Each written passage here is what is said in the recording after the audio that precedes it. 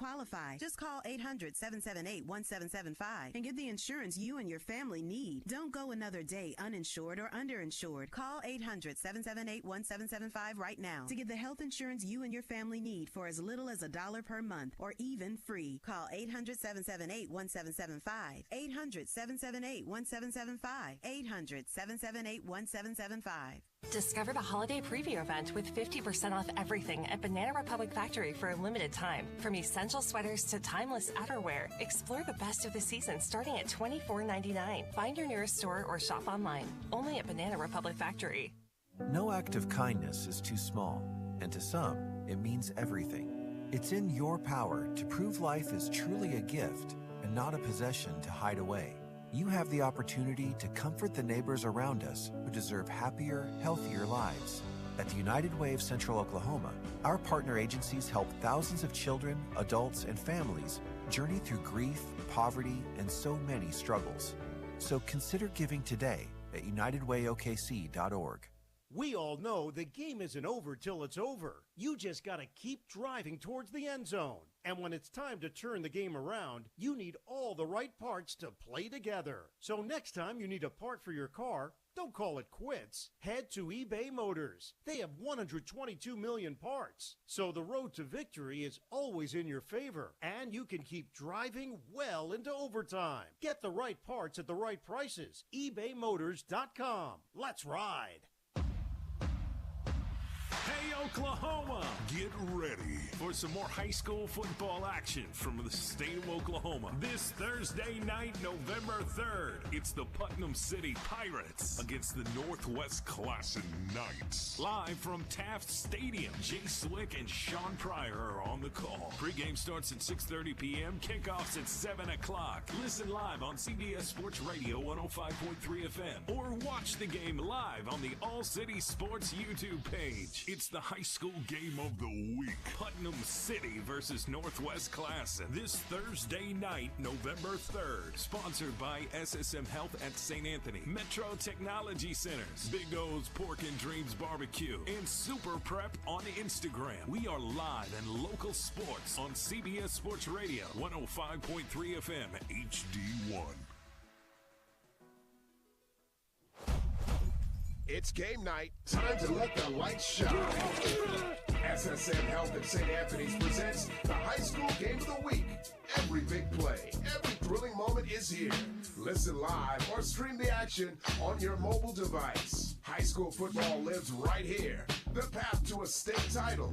Feel every victory. We are and SSM Health at St. Anthony's. And we're excited about this football game here tonight. Tonight's high school game of the week is a Class 6A2 matchup between the Putnam City Pirates and the Northwest Classen Knights. I'm your CBS Sports Radio play-by-play announcer, Jay Swick. Alongside me is our very professional color analyst, Sean Pryor, and we are broadcasting live from Taft Stadium right off 23rd May here in the heart of Oklahoma City. Sean, we've got great weather for tonight's football game. There is some clouds in the sky, but the temperature is absolutely perfect. It's senior night here at Taft Stadium, so they're going to be honoring the senior class, and they're doing that right now for the Northwest Classen Knights. And it should be an interesting football matchup between Putnam City and Northwest Classen. What are your thoughts, Sean? You know, I think we're in for a extraordinary night of football here tonight, and you can't miss out on the seniors, like you said, as we see them walking down there with parents and getting cheered on. Such a special night here tonight on senior night as we celebrate these seniors. You know, this could be the last. This could be the last. No, this is the last game, isn't it? I think for Northwest Classen, I don't think that they have any playoff implications that come along with this football game. So many of these young athletes will be playing their last football game here tonight. And that's a huge deal, you know, if you've ever played and if you remember the last time that you took off those pads, much like the Roman gladiators, much like your Greco-Roman your wrestlers, you know. That's right. When it was done, they would leave their shoes and they would leave their headgear right there and they would walk away. And it's much like that. Such a special night with just so much here. And, you know, this should be an interesting game to call. And for those reasons alone, I mean, I expect every single football player on both teams to leave it all on the field tonight. It's going to be a very interesting game. You're in tune to the High School Game of the Week pregame show, sponsored by SSM Health at St. Anthony's and Metro Technology Centers. Metro Technology Centers offers great courses and programs to allow you to have a great career. Learn more at metrotech.edu. That's metrotech.edu. Also, let the orthopedic experts at SSM Health Bone and Joint Hospital help people get moving again. Call for an appointment today at 405-218-2530. That's 218-2530. Let's go ahead and take a real quick commercial break. We will be back very shortly, and when we come back, we'll highlight some of the players and coaches from both teams, discuss the keys to victory tonight with Sean Pryor. So don't go anywhere. We've got a lot to cover before kickoff starts here in about 15 minutes. This is the High School Game of the Week pregame show, sponsored by Metro Technology Centers and SSM Health at St. Anthony's, here on the All City Sports YouTube page and on the radio, CBS Sports Radio, 105.3 FM, HD1. Life doesn't wait when you're experiencing bone or joint pain. So if there's something you've been wanting to do but your body's holding you back, it's time to take action. The orthopedic experts at SSM Health Bone and Joint Hospital help people find relief and get moving again. Don't wait any longer. Schedule an appointment. Call 405-218-2530. SSM Health Bone and Joint Hospital at St. Anthony. We're Saints in Action, helping you get back in action. Hey Sooner fans, this is James Hale. Join us for CBS pre- and post-game at Pepe Delgado's on Campus Corner in Norman for every Sooner home game this season. That's 2 hours before every kickoff. Get the latest news, storylines, hear the coaches, and predictions with me and PJ Mills. Grab a cold drink and the food you need before kickoff. Then after the game, join us for CBS postgame. The great Thomas Lott will join us at Pepe's for reaction to the game, along with your phone calls, comments, all the while you're eating some great, authentic Mexican food that you get at Pepe's. They will have food specials all night long. They're located on Campus Corner, 786 Asp Avenue. It's CBS pre- and post-game for every home Oklahoma Sooner game. With me, James Hale, PJ Mills, and the great Thomas Lott. Be a part of the fun at Pepe's and your home for sports, CBS Sports Radio, 105.3 FM HD1.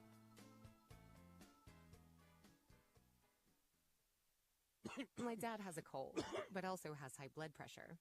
That's why I got him Vicks NyQuil High Blood Pressure for fast, powerful nighttime relief. Unlike some ordinary cold medicines, it's specially formulated for people like my dad. NyQuil High Blood Pressure is sugar-free, alcohol-free, and decongestant-free. Vicks NyQuil High Blood Pressure. The nighttime sniffling, sneezing, coughing, aching, fever, sore throat, cold, and flu for people with high blood pressure. Like my dad. Medicine. Use as directed.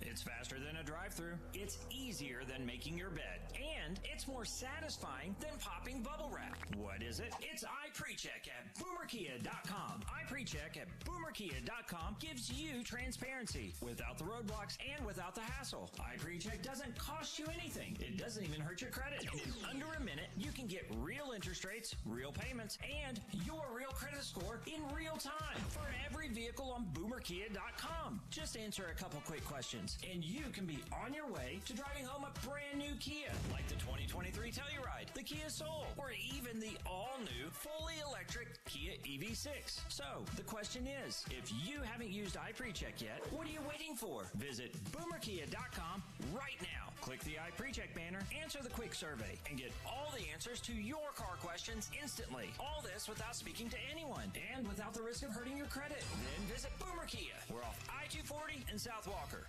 Hello, this is Vicki Behenna, asking for your vote for Oklahoma County District Attorney. I've been a prosecutor, and I was on the team that brought Timothy McVeigh to justice. I've been a defense lawyer, fighting to get the wrongfully convicted people out of jail. I'm a mom who had a son go through the criminal legal system. I'm Vicki Behenna, and nobody has this 360-degree view of the criminal justice system like I have. I'm humbly asking for your vote this Tuesday, November 8th. Thank you. Paid for by Friends of Vicki Behenna for DA. Please vote Tuesday.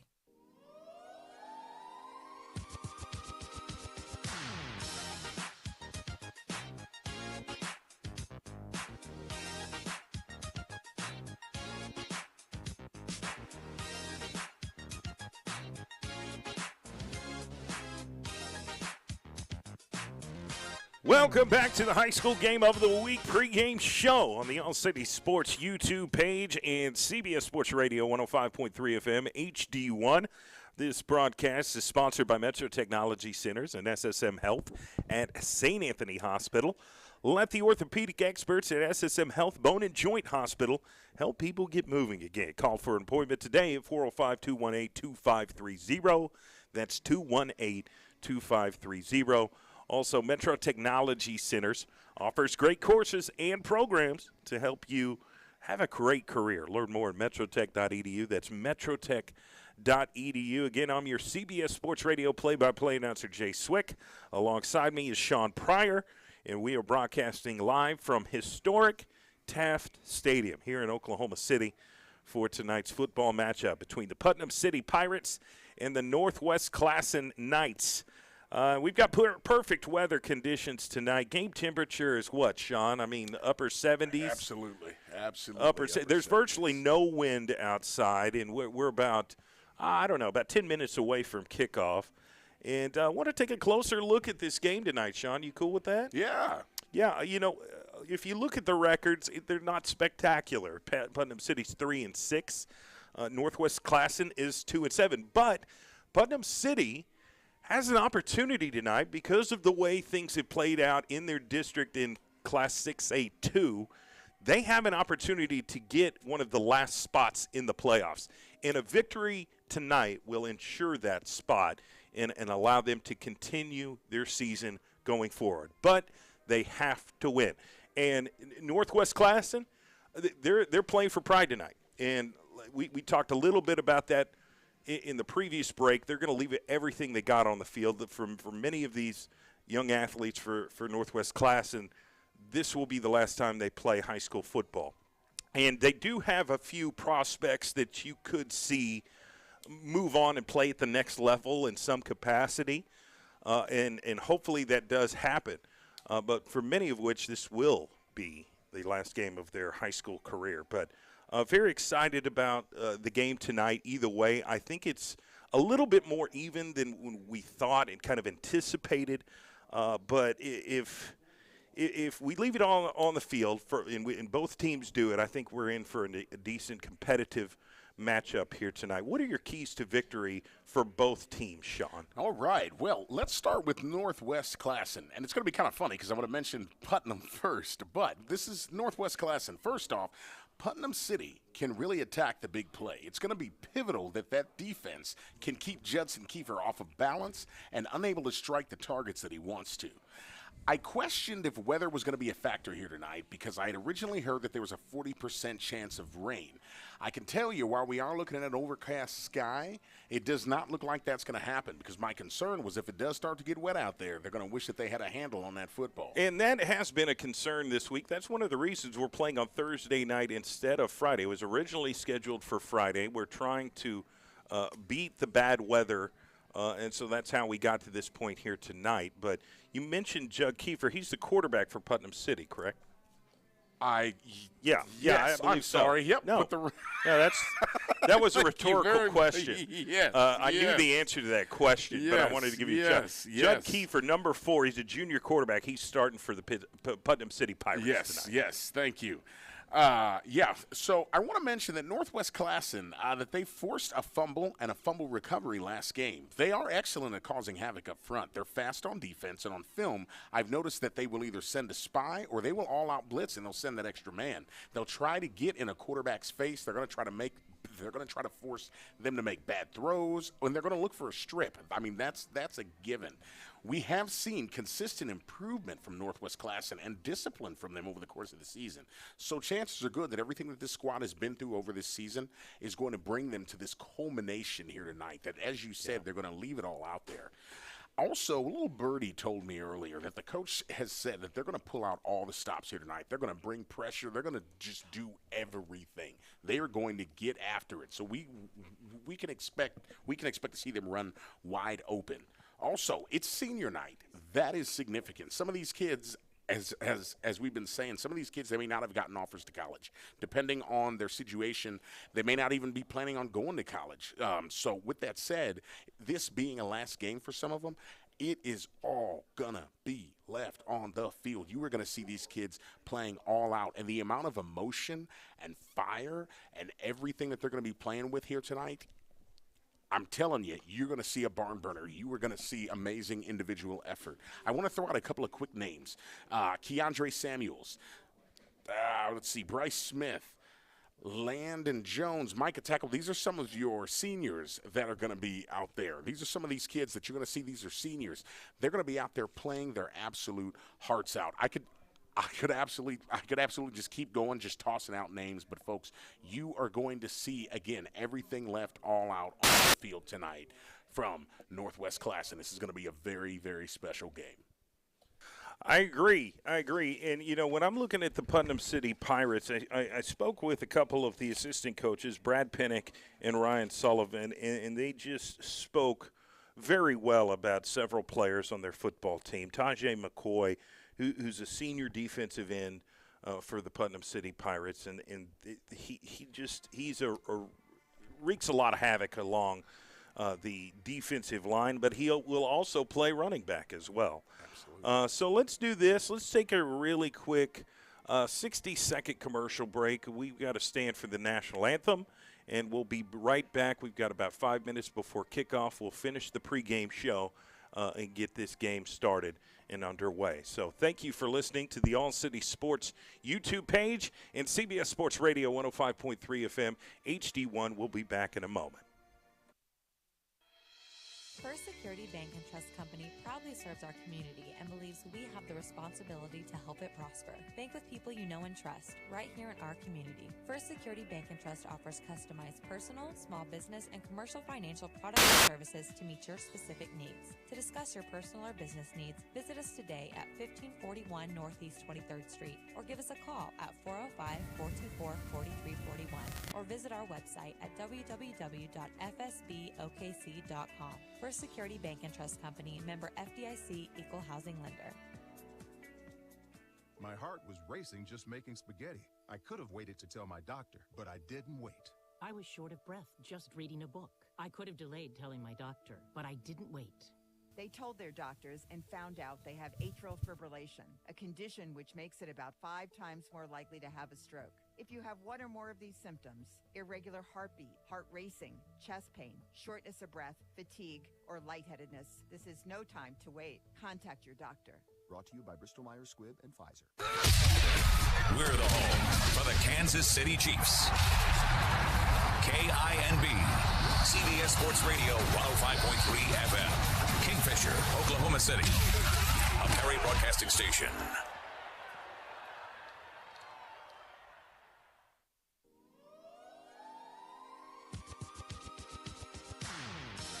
Welcome back to the High School Game of the Week pregame show on the All City Sports YouTube page and CBS Sports Radio 105.3 FM HD1.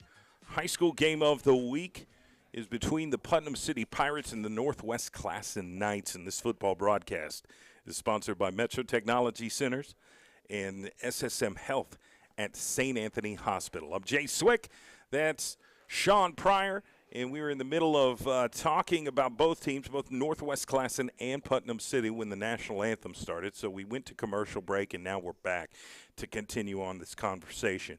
Any last thoughts between Putnam City and Northwest Classen, Sean?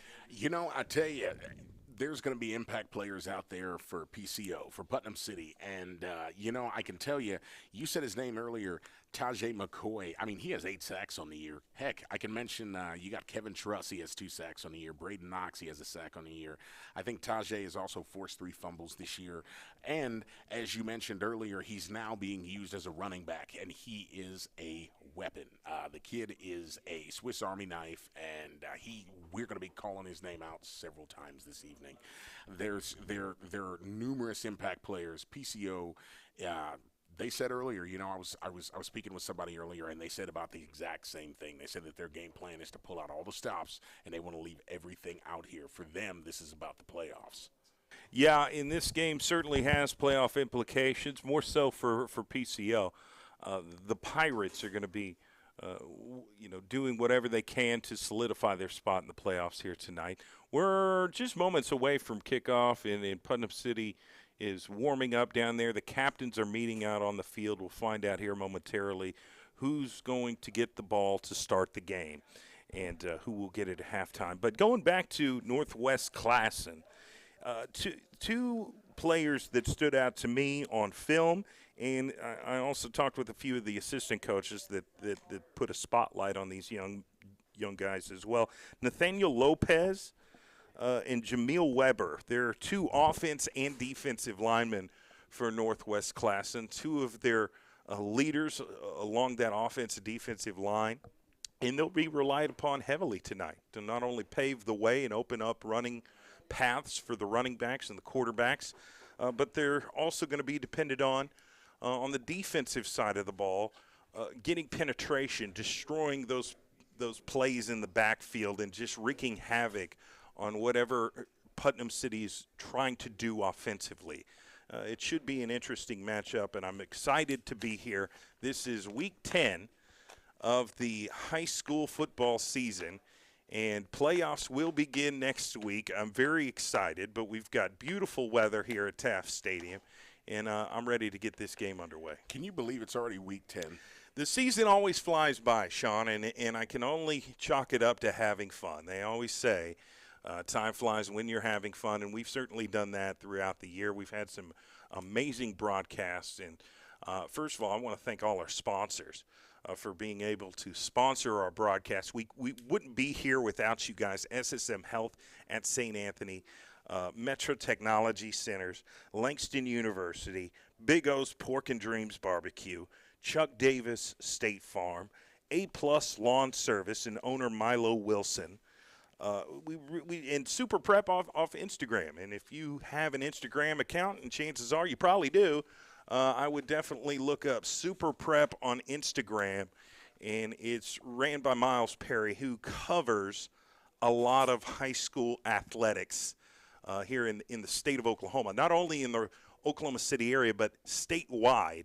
And that's kind of how I keep up with my everyday sports news, by following Super Prep on Instagram. They do a great job posting of when a player goes on a visit to a big college, or if they make a commitment to play at a specific school. It's very, very, very interesting. And so we appreciate Miles Perry and everybody from Super Prep for doing that as well. So I'm trying not to have a seizure right now. They are messing with the lights, I guess, celebrating the arrival of the Northwest Classen Knights. It is a home game for them. This is where they play their home football game, and they just ran out on the field, and we are moments away from kickoff. They look ready to play. On the other side, you've got the Putnam City Pirates. They're meeting with their coaching staff right now, and they're getting ready to play. We're moments away from kickoff, Sean. Yeah, absolutely. I want to mention one more thing that I didn't say earlier about PCO, and this is something that I want to call it now because I want for everybody to kind of watch for this. We're going to see if they've managed to improve on it. One thing I saw during film, they have had extraordinary challenges, even including last week. I believe they played Choctaw last week, and it reared its head. The exchange between the center and the quarterback, I saw everything from balls going over his head. There were times where they just weren't able to get that exchange right. And obviously that is pivotal on offense, that you can keep control of that ball. And we're going to see here tonight if they've managed to iron that out, or will that be opportunity for Northwest Classen to be able to try to hop on the ball. And if you noticed it, Sean, then I guarantee you Putnam City's head coach Carter Whitson noticed it as well, and I'm sure they worked on that heavily during practice this week.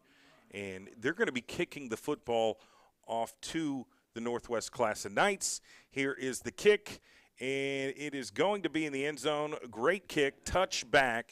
Northwest Classen will start their first possession on offense to start the game at the 20, 1st and 10. I am interested to see how they come out. I'm interested to see if they work to just try to establish the ground game and just try to really impose their will, or are they going to take a big shot? Yeah, anything's possible at this point. They're playing for all the marbles. This is their Super Bowl tonight. Exactly. And, you know, this game is also important for Putnam City because they want to solidify their spot in the playoffs. Carter Wilkinson is the quarterback for the Northwest Classen Knights. Number 1, they're in the purple jerseys this evening and in a shotgun position, kind of a diamond formation, running back on each side. Ball is snapped. He's going to drop back, and he's trying to avoid the sack, but he cannot avoid the sack. That's what's going to happen. The Putnam City Pirates start the game with a big defensive sack in the backfield. That's a loss of yards. Yeah, it looks like that was number 14, Jay High, on the tackle for PC. And you're going to have to really, you've got the glasses on, so you can see a whole lot better than me tonight. My binoculars somehow broke. I don't know what happened. I'm just going to blame Langston, our producer. He had nothing to do with it, but you got to blame somebody other than yourself, right, Sean? There you go. All right, so 2nd down and 13. There's a 3-yard sack for the Putnam City defense. Ball is snapped. Wilkinson looks to throw, completes it to number 3, cuts to the outside, and gets brought down. I think he's going to get back to the original line of scrimmage. We're really close to it. Might be a yard shy. That was a really good play defensively by Putnam City. Good tackle in open field. Yeah, that really was. That was it was Jordan Jackson on the reception there for Classen. Just caught that ball out there in the flats and never got to even get to turn the corner well and get upfield. And so that's going to be 3rd down and 12. They're going to give them a 1-yard gain on that pass and catch. Big 3rd down situation here for the Classen Knights. And you've got 3 wide receivers split, 2 to the short side of the field, 2 running backs. Ball is snapped. Wilkinson's going to step up. It looks like he's going to take off. Gets close to the 20, and he's going to be brought down. And I think that's going to be a 2-yard loss. Really good gang tackling by the Putnam City Pirates, and that's going to bring up 4th down and about 12 for the Northwest Classen Knights. I think they're going to be forced to punt here, Sean. Yeah, I don't think that, at this point, I don't think any other choice. There's nothing else, But, again, at least they know what they're up against now. They've seen how the defense is moving, so now they have their opportunity to set the tone on their next possession. Check that, 4th and 10 from their own 20. And there's some formation shifting here. Wilkinson's in the backfield. It looks like it's an empty shotgun position. They could be going for it here. And they got number 44 for Putnam City to jump off sides, and that was Taj McCoy. Yep. And, they're going to say it was a false start on the offense there. So that's going to back them up and make it 4th down and 15. We'll see if they still go for it, even though they're deep in their own territory. Yeah, so that's and they're going to go. Shotgun formation. No, it's quick kick, so that is a punt, not a very good one. It's going to take it's just going to bounce straight up and not go either way, nowhere near north or south. You rarely see the football bounce that way on the turf. But either way, Putnam City's going to take over on offense, their first possession of the game, and they're in really good field position. Yeah, probably like the 27 right there. They're Northwest Classen territory right at the 30-yard line. So they don't have they don't have very far to go in order to get a touchdown. Shotgun formation. Kiefer in at quarterback. Ball is snapped. He's going to hand off to the running back right up the middle. Gets it to 20, 15, 10. He's on the sidelines. He's going to get in. Touchdown, Putnam City Pirates. First play of the game. Takes it 30 yards right up the field for the easy touchdown. Yeah, it was Bryce Smith on the carry there, and he basically just ran through like a hot knife through butter. He found the crease, hit that sideline, and he was gone. Nobody could catch up to him. The extra point team is out on the football field. We'll see if they can knock down this extra point to make it 7-0. And they got Northwest Classen to jump offside, so they're going to move the ball half the distance of the goal line. So basically move it up 1 yard. We'll see if they still go for the extra point despite that, or if they bring in an offense and maybe go for a 2-point conversion here because they're only 3 feet away. Yeah. Waiting on the snap here. Here's the snap. Kick is up, almost blocked, but it is good. We've got a 7-0 ball game. 9:24 left in the first quarter. A whole lot of football left to be played here tonight from Taft Stadium. But Putnam City has drawn first blood. So we'll take one quick commercial break, and we'll be right back. And we'll see if Northwest Classen can get their offense back out on the field and maybe put some points put some points on the board to tie this football game up very quickly. You're listening to the High School Game of the Week here on the All City Sports YouTube page and CBS Sports Radio, 105.3 FM HD1, sponsored by SSM Health at St. Anthony and Metro Technology Center. We'll be back shortly. Come and enjoy ZT Cigars, private lounge and TVs, crowned heads, Crux, Padron, My Father, Davidoff Cigars, and more to help you relax at the largest cigar shop in the state. 2726 West Britton Road, and a second location at 1081 Cornwell Drive, inside of the Yukon Hill Shopping Center. For more information, call 942-0070. That's ZT Cigars.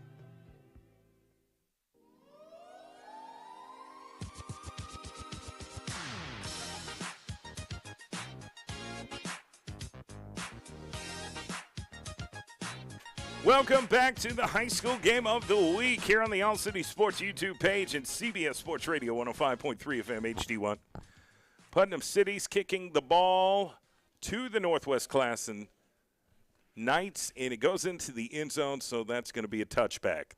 The Knights will get the ball for their second possession of the football game right at their own 20-yard line. I'm going to give it up to number 29, Alex Garcia for Putnam City. That guy's got a leg. He booted that way out of the end zone. I have been impressed with their kicking ability. He can, it's not a close touchback. I mean, he's kicking it deep into the back of the end zone. So here's Northwest Classen. Second possession of the football game. They're down 7-0. Would love to get some points on the board and tie this ball game up as quickly as possible. Ball to snap. Wilkinson sidesteps to the right, sidesteps to the left, gets a few yards, showing that he has the ability to be a little shifty, but positive yards either way. We'll see where they mark the ball. Yeah, and it's that's going to be what's important is just establishing that run right now. They're going to have to be physical up front. They're going to have to let Putnam City know you're not just going to push us down. You're not just going to collapse this pocket. They have to be dominant.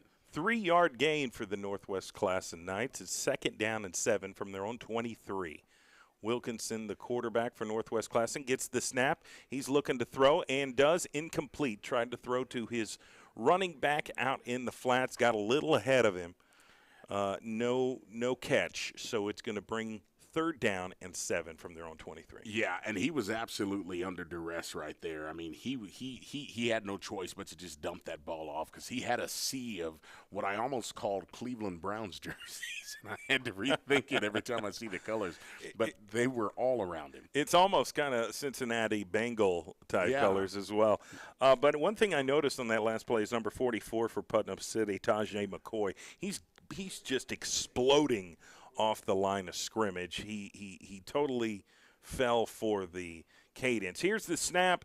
Wilkinson's going to run left, and he's going to be sacked in the backfield by Tajay McCoy, who, again, exploded off that line of scrimmage. He knows the snap count and read it perfectly and got into the backfield for a big-time sack for a loss.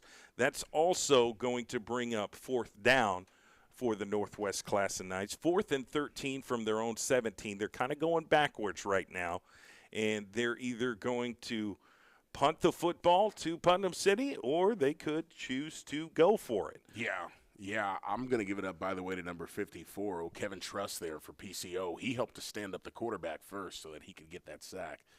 Could be a quick kick, and I think that's what it is. And Wilkinson hit the referee. He punted the football. It was a line drive, and it hit the referee. And that isn't a good thing. It's not a penalty to hit the Yeah. referee, but the ball isn't going to go very far when that happens. Yeah, no, the referee, he seems to be standing a little bit different. I hope he's okay.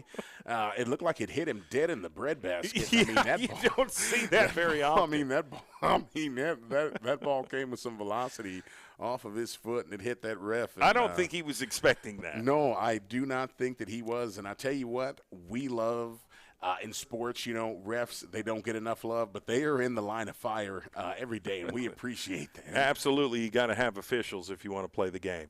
All right, shotgun formation. Kiefer in at quarterback for Putnam City. Hands off. No, he fakes the handoff. He's going to keep it himself, and the Northwest Classen Knights get a big tackle in the backfield. They didn't fall for the fake.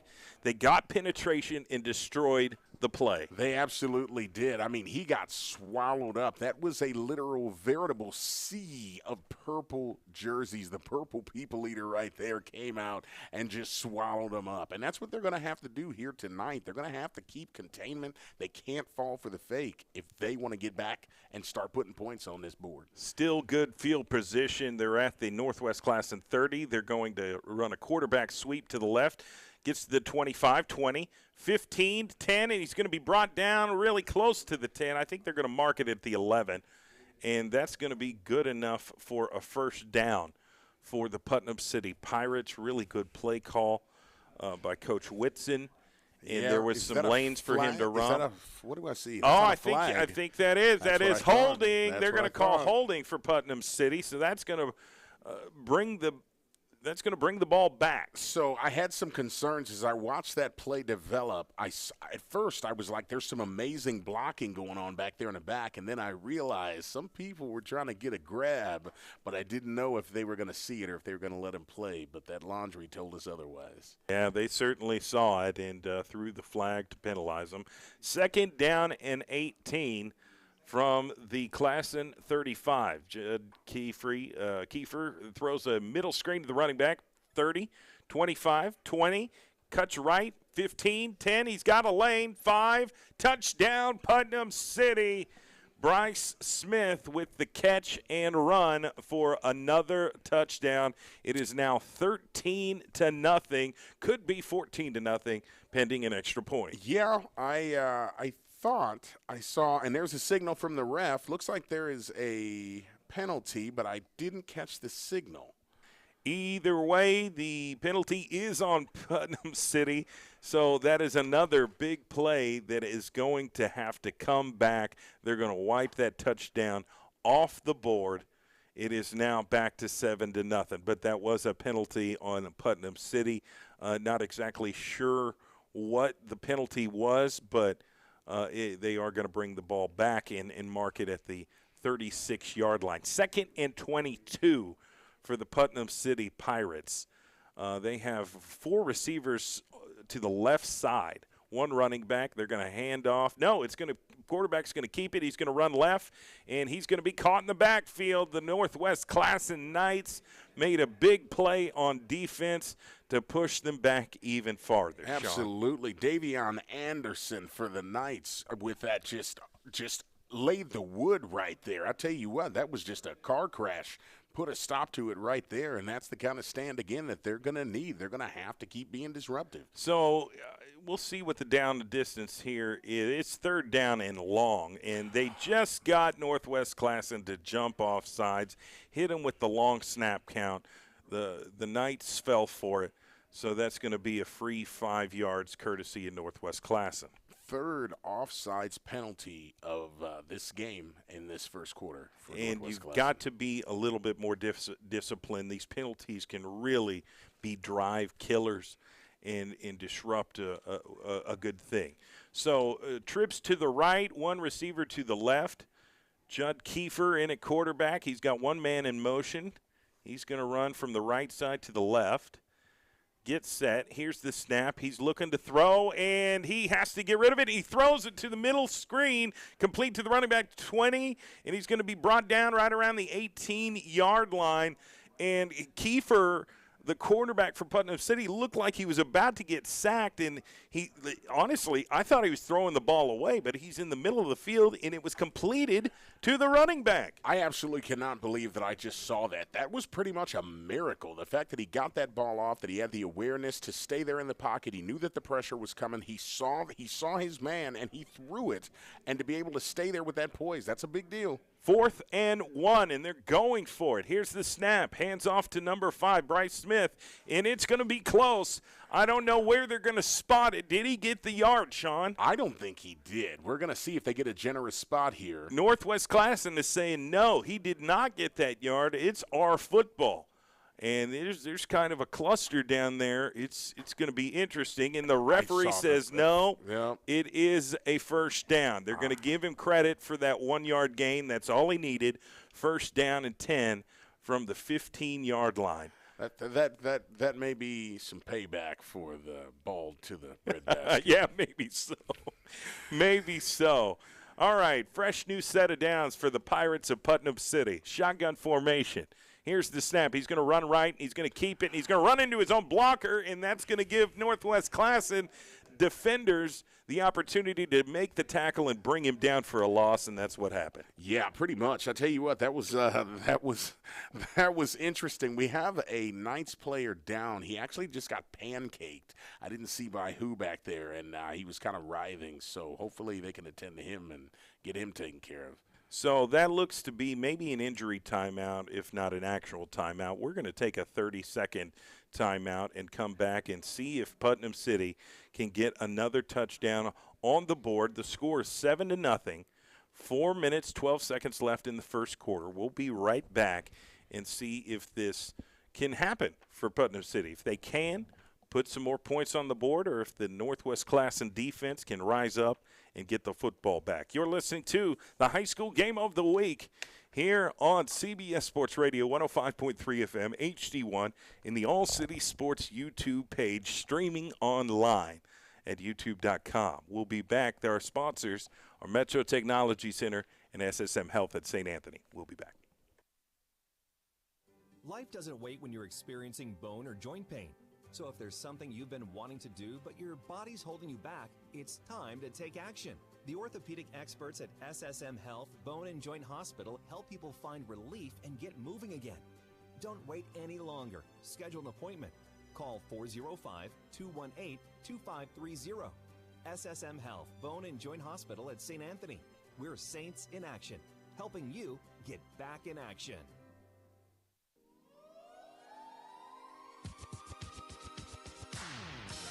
Welcome back to the High School Game of the Week here on CBS Sports Radio 105.3 FM, HD1. Putnam City 7, Northwest Classen nothing. Putnam City gets the snap.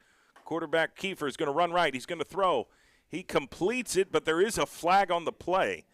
And it's going to be about an 8-yard completion along the far right side of the field. It looks to be, well, we'll see here momentarily what the penalty is and who it's on. I think it's a holding for Putnam City. So that's kind of been their Achilles heel early on this game. And if they don't make those penalties, they're up 14-0. But right now, because of those penalties, they're moving backwards, and they're only up 7-0. What's interesting is the game score is 7-0, but the penalty score is 3-all. So all for the same penalty. That's right, and we'll see what play call here is made by the Putnam City coaching staff. Twin receivers to the left, one receiver to the right, two running backs. Ball is snapped, going to fake the handoff, and Kiefer's going to throw, complete to number 30 at the 25-20. 15, he's going to be brought down right around the 13 or 14-yard line, and they're really close. Well, they got back to the original line of scrimmage. So we'll see where they mark the football. It is going to be short of the first down, but they're deep in Northwest Classen territory here. Yeah, and it seems like it almost seems like they're running the same play. Oh, my goodness.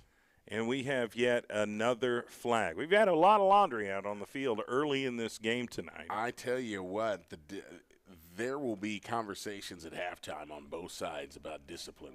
Yeah, and just cleaning it up. I mean, it's a different ball game if those penalties don't happen. So they're going to put the ball at the 8-yard line, and it's going to be 3rd and 2 for Putnam City. Shotgun formation. Judd Kiefer, the quarterback of the Pirates, hands the football off, really good at faking and handing off. I don't really know until the play is almost over, but that was a really good defensive stop by the Northwest Classen Knights. They did not fall for the fake and got penetration in the backfield and tackled the running back for a loss. Yeah, that was number 17 that was back there first, J. Loman Lopez, who got back there first, and then a pile of purple jerseys right behind him. Putnam City sends their field goal unit out onto the field. It's 4th down and 5, so they're going to kick a field goal here. Ball is snapped.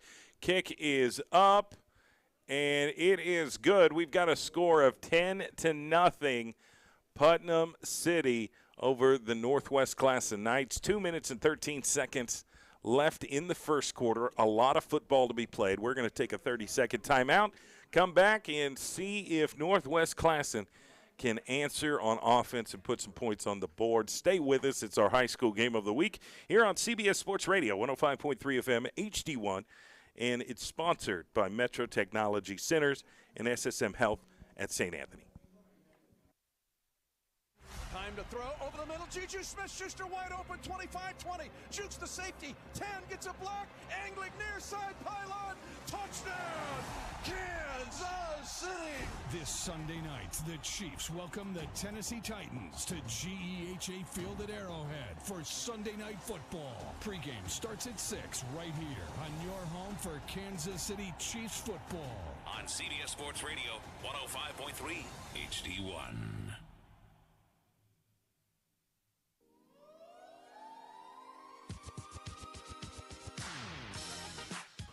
Welcome back to the High School Game of the Week pregame show.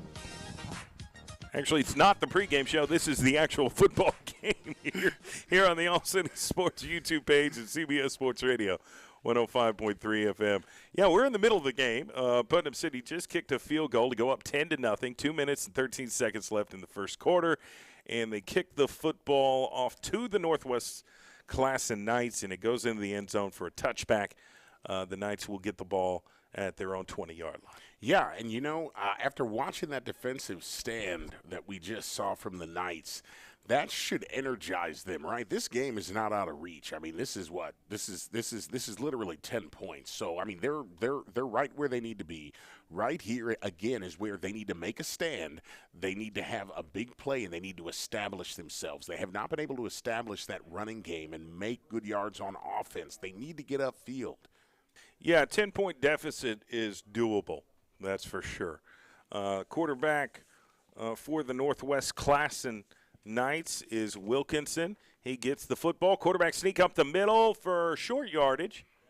He's brought down pretty quickly, but he got positive yards, maybe 3. Yeah. If he's lucky, he got 4. Yeah. 2 minutes left in the first quarter. And we'll see where they mark the football. 3-yard gain for the Northwest Classen Knights, 2nd down and 7. And look, again, that's a big deal right there because they need to make those positive yards. Again, they have to establish. We haven't seen them take any big shots down the field or anything, so they need to use that. They need to use that run to open up the pass. I got a message here, Sean. Any standouts in this game so far? Well, so far, Here's the snap. Wilkinson's going to run left and then run right, and he's going to get really close back to the original line of scrimmage. I don't think he got any positive yards, and that might bring up a 4th down situation. But didn't mean to cut you off. No, you're Sean. fine. I think I have to start with – I'm just going to start with PCO. We've seen and we've said Tajay McCoy's name so many times, right? We've said his name because he keeps popping up in different places. On the same – Carter Wilkinson, I have to say his name because he's making positive yards out there for Northwest Classen. I mean, he's pushing the ball forward. Okay, they're going to say it is 3rd down. I thought it was 3rd down there on that play, but either way, 3rd and 8, big play for the Classen Knights. Ball is snapped. Wilkinson's looking to throw. He's going to have to escape the one defender. He throws. He hits at number 3, 1st down, 40. Close to the 45. That's about a 20-yard gain for the Northwest Classen Knights. It's their biggest play so far here in the first quarter. and that is a big first down for the Knights. Let the chain gang move. Absolutely. That's Jordan Jackson that was on the reception right there for the Knights. And, you know, I go back to, I just mentioned how Carter, he was under duress. He gets flushed out of the pocket. He runs around and he managed to make something happen, and that is huge. They really, really needed that right there. Fresh new 1st and 10 for the Northwest Classen Knights. Ball is snapped. They're going to throw deep. Look to number 10, off the fingertips, incomplete. But did we have some more laundry on the field here, Sean? So for a second there, I thought so, but it doesn't look like it. I tell you what, I thought I saw offsides, but again, it looks like they're letting them play. That's just know what that is, though? Wow. That's Tajay McCoy, the senior defensive end for Putnam City. He is getting such a burst off that line of scrimmage from his defensive end spot. He knows the cadence. Yeah. And it's so fast that it looks like he's offsides, but he's actually not. 2nd down and 10 for the Northwest Classen Knights. They're at their own 44-yard line. Ball is snapped. He's looking to throw. He has to run left. Lets it go, and it's complete. Can he get close to the first down? I think he's going to get it. It's going to be really, really close. Yeah. That was a nice 10-yard gain, almost exactly. We might mark him a yard short, but for the Northwest Classen Knights, they're campaigning for a first down here. They absolutely are. It looks like that was number 11. That was Brandon Butler. And I tell you what, he got sandwiched between two defenders on that as he tried to turn to make those positive yards upfield. And he basically just threw his body forward. They're going to throw a flag, and I think it's going to be a holding penalty. I think that's what they're going to call here, Sean. I was afraid of that. Gracious. There we go. Okay, well, we're going to go ahead and we're going to add that. And again, like I say, this is going to be something that I know that they're going to have a lot of conversation about. That is their 5th penalty. Yeah, penalties have been an issue for Northwest Classen here tonight. And we'll see. I think the referees are trying to get the clock right here. Yeah, I see the winding signal as they're but I guess this works in the favor of Northwest Classen as they get a little bit of time to have this conversation. Again, I want to give a big shout-out to our sponsors here tonight, SSM Health at St. Anthony's and Metro Technology Centers. Metro Technology Centers offers great courses and programs to allow you to have a great career. Learn more at metrotech.edu. That's metrotech.edu. And stay tuned for our halftime show. And that's going to be brought to you by Langston University, who's having a really good year in football this year. They've been very impressive. And if you, the listener, have ever considered becoming a nurse or a physical therapist, hey, you should enroll today at Langston University. LU is one of the leading state universities in producing nurses and physical therapists.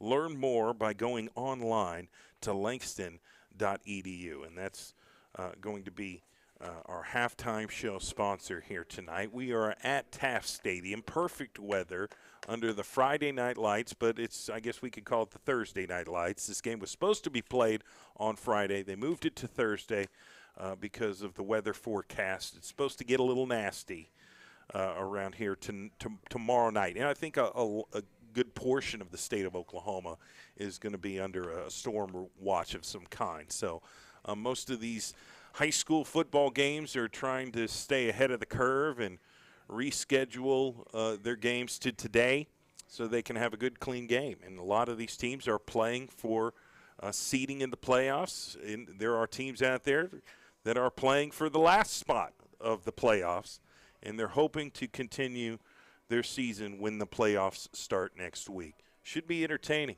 Yeah, a lot of excitement. A lot of these games, as you said, that have been moved to here tonight. A lot of these kids, there's a lot of senior nights going on here tonight all across this great state, and we're seeing that was the stoppage in the game. Was the first quarter ended. So we've got the second quarter. We're so immersed in the game, we're not even looking at the clock here. So the second quarter is about to get underway here. And Wilkinson is still in at quarterback. Carter Wilkinson, number 1 for the Northwest Classen Knights, gets the snap. He's looking to throw. Now he's going to take it himself. 30, 35, 40, and he's going to be brought down, slung down really hard, close to the 45. and it was 2nd and 20, and he got a solid 10 back. So I think it's going to be marked around 3rd and 9. Yeah, it looks like that was Mike Atako that literally just picked him up and gave him a toss, number 11 there from PCO. But, hey, that was a great run. And the most interesting part is as the line collapsed, you literally saw him just emerge and just take off. He had great awareness to be able to just find that lane and just find some green grass and take off. And I think he may have stepped out of bounds because they're going to mark it at the 41. It's going to be 3rd and 15. I thought he was a little bit closer to that. He was tiptoeing. But here we go. 3rd and 15. Shotgun formation. Wilkinson gets the snap. Runs to his left. He's looking to throw, and he does. He's got a man, and it's almost intercepted. Bryce Smith of Putnam City almost reeled in the interception. He's sick because it hit him in the hands, and he was unable to secure the interception. It's going to bring up 4th and 15 for Northwest Classen. Do they punt here, Sean? You know, I have to question if the ref is wondering if they're going to punt and where he needs to stand. But I tell you, that's one right there that, like you said, he's going to wish that he could get back. That ball hit him in the hands. I expect to see them try to punt again. I think it's going to be the same style of punt that we've seen, although it has not gone very far. Carter Wilkinson is not only the quarterback, he's the punter too, so you really don't really know. Here's a big snap, and he is going to punt, and it's going to be pretty good, and it's going to take a bounce and bounce out of bounds. They're going to mark it at the 21. The 21-yard line. So Putnam City is going to get another opportunity on offense to put some more points on the board from their own 21, 1st and 10. Yeah, and I tell you, once again, watching Classen play here, this is going to be another huge opportunity for them to make a stand. Putnam City has scored points on other teams, and they've scored them fast. The fact that Classen has held them through this first quarter as we sneak into this second quarter, it's going to be so important for this defense to stay strong up front. They have to get penetration. Northwest Classen has been pretty successful getting to the quarterback, but Kiefer's been making plays. Hands the football off to the running back, has some running room, and that's going to be close to the first down marker. I think that's a solid 7-yard gain, but the C's parted, and he ran right through him for an easy 7. So I tell you what, I'm going to say this. Offensive linemen, they want to control you when you're on defense. They want to snatch you right at the bottom of those pads, and they want to drive you in the direction they want for you to go. That's what happened right there, and they opened it up. DJ Hammond, the right tackle for Putnam City, made some really great blocks there on that play, opened up the holes. Here's the snap. Kiefer's going to throw. It's caught. Gets to the 40, and he's going to be brought down immediately. That was about a 10-yard pass and catch. Easy first down for the Putnam City Pirates. Anthony Jones with the stop there for Northwest Classen. Managed to just drag him down. And they get right back to the line of scrimmage. They're waiting on the call, though, from the sideline coaches. 10:50 left in this second quarter here tonight from Taft Stadium. Putnam City's up 10-0 on Northwest Classen, and Putnam City has the football. They get the snap. They're going to hand off to number 9, who goes for a sweep, and he's going to be tackled for a loss, probably a 2 to 3 yard loss. Great contain by that Northwest Classen defense. They didn't let him get outside. They beat him. They took the right angle and made the tackle. Absolutely. Look, he was trying to find that edge, and I will tell you right now, that was not about to happen. This defense, they're standing up tall. Looks like that was number 11, Brandon Butler, that caught the edge with him and just managed to just get that first lick in.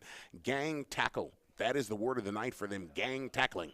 Kiefer, the quarterback of Putnam City, overlooking the defense, has twins to each side. He quick option pitches to Bryce to the running back. He gets close to that first down marker. I think he's going to get it. He needed 11 yards. I think he got 11 yards, and that was a great decision by Kiefer to pitch the football to the running back. Otherwise, he would have been tackled short of the first down marker. And they're going to say he's a yard short. It's really close. This is inches, and they're going to go for it. And quarterback sneak up the middle. Judd Kiefer gets about 3 yards, and that's going to move the chains. First down and 10 for the Putnam City Pirates. Yeah, he got a heck of a push on that play. I tell you what, I thought they were going to just pick him up and just kind of toss him over for it, but they made it happen. And on that last play, yes, I think he got about 9 yards. maybe-ish, and for those last few inches, I literally think he just lawn darted himself trying to get there. They're right at midfield at the Classen 47. Putnam City with the football. Ball is snapped. Kiefer looks to throw and does incomplete. He tried to throw to his running back for a middle screen but could complete the pass. Yeah, and I tell you what, on that pass right there, he kind of tried to sidearm it, almost a baseball throw, shades of Kansas City there, and that did not happen. It was thrown at about waist level, thigh level, and they weren't ready. Second down and 10, twin receivers to each side, one running back to the left of quarterback Kiefer for Putnam City. Trying to draw Northwest Classen off sides. With the long cadence now, they may audible back at the line of scrimmage. They're getting the call from the sideline. Waiting on the snap, still in shotgun position. Kiefer gets the football. He's going to throw, quick comeback route. And I thought he completed it. They're going to say it was incomplete. I tell you what. I thought he caught that and made a football move and dropped the ball. Yep, absolutely, absolutely. Hey, total credit to Northwest Classen. They saw that and they went for it. But like you said, they said it's incomplete. I absolutely saw the reception, and that was a football move. Third down and 10 from the Classen 47 for Putnam City offense. They're waiting on the call from Coach Whitson on the far sideline here at Taft Stadium. We're on the north sideline. They're on the clock's really winding down. No, we're on the west sideline. 3 seconds. Okay. And they're going to call a timeout. We're going to take one, too. We've got a 10-0 ball game. Putnam City's up 10-0 on Northwest Classen tonight. And we're right in the middle of the second quarter. We'll be right back for more high school game of the week here on the All City Sports YouTube page and CBS Sports Radio, 105.3 FM, HD1. Why wait to save? Dell Technologies Black Friday event arrives early with select deals on top tech to power business productivity. The savings start now with up to 48% off performance business PCs powered by 12th Gen Intel Core processors. Don't forget special pricing on the latest monitors, docks, and accessories, including free shipping on everything. Call a Dell Technologies advisor at 877-ASK-DELL for Black Friday deals. That's 877-ASK-DELL.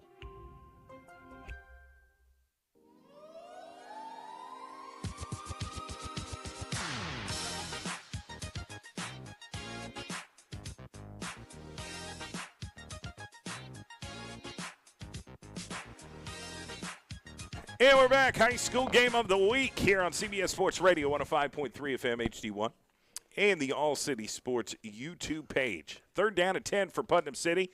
Quarterback keeper, and he's going to run to the left, get close. Hey, he's got the first down, and he dropped the football. They might have marked him down. No, they're going to say, who recovered? They're going to say it's a fumble, but it was recovered by Putnam City. Luckily for them, they were able to clean up their own mistake, and that is going to move the chains. First down and 10 for the Pirates, but they almost gave up the football. Yeah, I tell you what, they put that pigskin on the ground and literally human rubble. I couldn't tell who had that ball because of the sea of bodies right there that just hurled themselves on top of it. First and 10 from the Classen 32. They're 32 yards away from a touchdown. And you've got twin receivers to the right, one receiver to the left. You've got an out back and one running back. And we've got a false start on Putnam City. So that's going to make it first and 15 from the Classen 37. And you can mark that one down on your penalty list there, Sean. Yeah, that's going to be number 4 on the night for PCO so far. All right, so they're going to make some substitutions here. Might be a play call change. First and 15. 8.5 minutes left until halftime. We're right here in the middle of the second quarter tonight between Putnam City and Northwest Classen. Trips receivers to the right, one to the left. Ball is snapped, and Kiefer throws for a quick comeback route. I think it's a catch. He's going to be really close to that first down marker, and we'll see if they give him the first down. They might mark him an inch short. It's very close. And I don't see the chain gang moving. I think it's going to be 2nd and 1, maybe 2nd in inches for Putnam City. But they're moving up the field slowly but surely. One man in motion, got a jet sweep. He's going to find the outside 30, 25, 20. 10. Can he stay in bounds? Wow. And he's going to be tackled at the 2. Did he stay in bounds? It came really close to stepping outside of bounds, and they're going to say he stayed in the field of play and mark him down at the 2.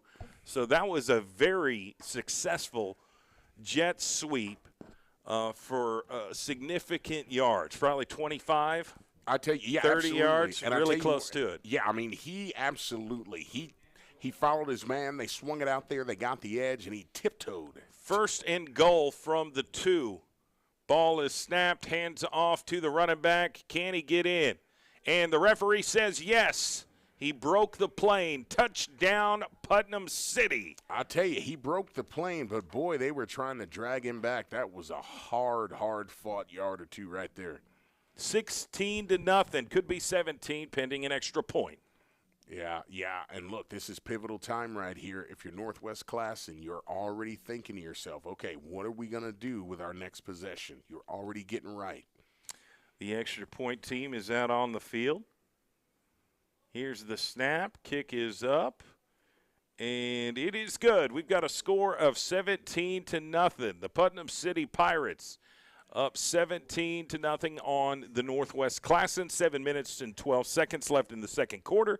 We're going to take a 30-second timeout. We'll be right back with more high school game of the week here on CBS Sports Radio, 105.3 FM, HD1, in the All City Sports YouTube page, sponsored by Metro Technology Centers and SSM Health at St. Anthony.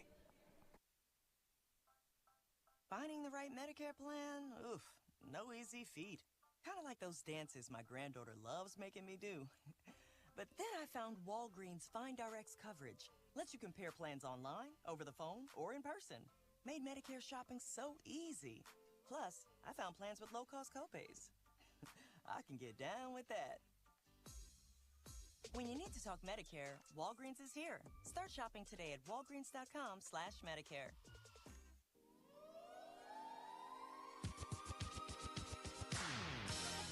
Welcome back to the high school game of the week. Here from Taft Stadium, we've got a score of 17-0. The Putnam City Pirates over the Northwest Classen right now. 7 minutes and 12 seconds left until halftime. Putnam City's going to kick the football to the Northwest Classen Knights, and every kickoff we've seen so far in this game has been a touchback. Putnam City has shown that they have a pretty good kicker on the squad this year. And here is the kick. And this is going to be taken by Northwest Classen 20. And they're going to run left, too. He's got some room to run, 25, 30. Gets pushed out of bounds at the 35, really close to a late hit. But they're not going to throw the laundry. Yeah, I tell you what, and they went into the sideline over here with Northwest Classen, and everybody couldn't get out of the way fast enough. Yeah, and so this is going to bring up a 1st and 10 for the Northwest Classen Knights. They've had some penalty issues themselves, but they have been able to move the chains a few times. They just got to develop a little bit more consistency on offense and get in the end zone to score some points. And we've seen that Carter Wilkinson can throw it, and he's not afraid to. He's going to have to let that arm loose. Twin receivers to the short side of the field, one receiver to the right. He gets the ball. He's going to have to run left, and he's going to be sacked and fumbles the football. It's going to be recovered by Northwest Classen's offensive lineman. Yeah. He was able to secure that to avoid the turnover, but I believe that was Tajay McCoy, was it not? Absolutely was. He came around. Speed was key right there. He hit him in the back, never saw it coming, and he coughed that ball up with a quickness. I tell you what, points to, and I didn't get to see the number, but points to that lineman for just hurling himself on top of that ball. Yeah, and stopping the turnover from happening. 2nd and 14 after the quarterback sack by Tajay McCoy of the Putnam City defense. So Wilkinson's the quarterback for the Northwest Classen Knights, gets the snap. He's trying to avoid one tackler, avoids the first one, avoids the second one, but he can't avoid the third one.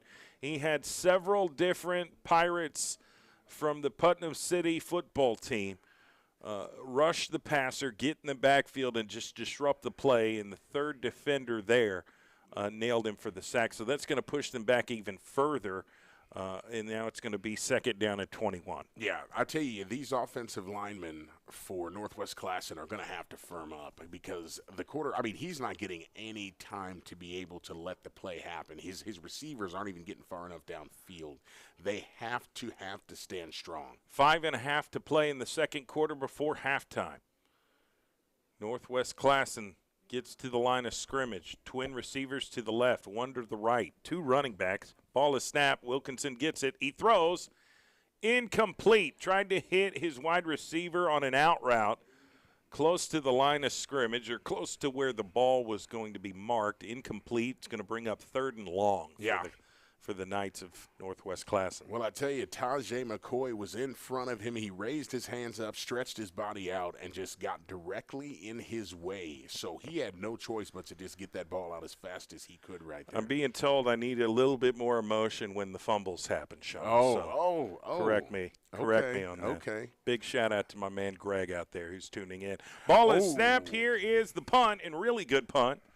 And it's going to take a Putnam City bounce, and it's going to be close and rolls into the end zone.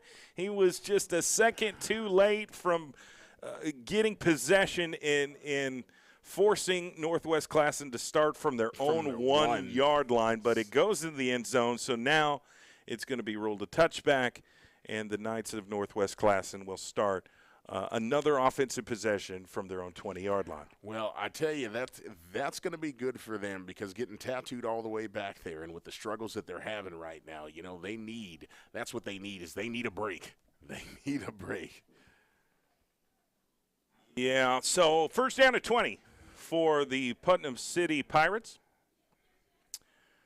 And like I said, 5 minutes, 14 seconds left in the second quarter. Stay tuned for our halftime show. Ball is snapped. Hands off to the running back for the far left. He's going to be pushed out of bounds after about a 6-yard gain. Really close, and I'm just kind of eyeballing it because the play went to the other side of the field and he was pushed out of bounds. But I think he got significant yardage. 2nd and 2, maybe an 8-yard gain. Yeah, and it was a veritable dog pile. I mean, seriously, I know I said it earlier. I'm going to say it again. The swarm tackling. These guys are everywhere on defense. Have to give them credit for that. Back to the line of scrimmage. Kiefer, the quarterback for Putnam City, gets the snap. He's going to hand off to the running back for a sweep. Gets the first down, but not by much. That's about a 3-yard gain for Putnam City. But either way, that's positive yards. It's going to move the chains and give them a fresh first down at 10. Yep. And I tell you what, this is the time right here with 4:20 left in this second quarter. This is the time that they need to be thinking on defense. Hey, fresh baked turnovers, folks. You need to be putting a fist on the ball. You need to be putting a hand on the ball. This is the time to be looking for a strip if you're Northwest Classen. 1st and 10, Putnam City from their own 33. 4 minutes left until halftime. Twin receivers to the right, one to the left. Ball is snapped. Quick little throw, complete. Then he falls down, so that's going to be about a 7-yard gain for Putnam City. And he hit him in stride on that comeback route, but he was looked like he slipped and fell when he caught the football there. Yeah, the turf monster was just too strong. Twin receivers to each side, one running back behind Kiefer. He gets the snap, hands off to the running back, has the first down plus about 3 yards. So that's about a 6-yard gain there. Yeah, and see, all of these small yardage plays, I mean, all of this adds up again. And I know I keep saying that they have to firm up there in the middle because that is how they chunk you down. Don't get me wrong, though. Again, he met a phalanx of purple jerseys there. First down and 10 from their own 45. 3:15 left in the second quarter. Shotgun formation, twin receivers, actually 4 receivers to the right. They're going to throw a wide receiver screen to the slot. 45, he's still has the ball, gets pushed out at the other 48. So that is really close to a 7-yard gain for the Putnam City Pirates. He's going to be short of the first down, but that stops the clock with a little under 3 minutes left until second quarter. They're going to say an 8-yard gain from the look of it. Yeah, Classen's going to get away with one right there because from the broadcast position, it looked like a horse collar. But they didn't see it, so. So 7-yard gain, 2nd and 3 from the 48.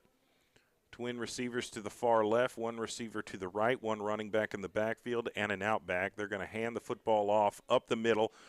Gets to the 45, 40, 30, 20. He could go 10, 5, touchdown Putnam City.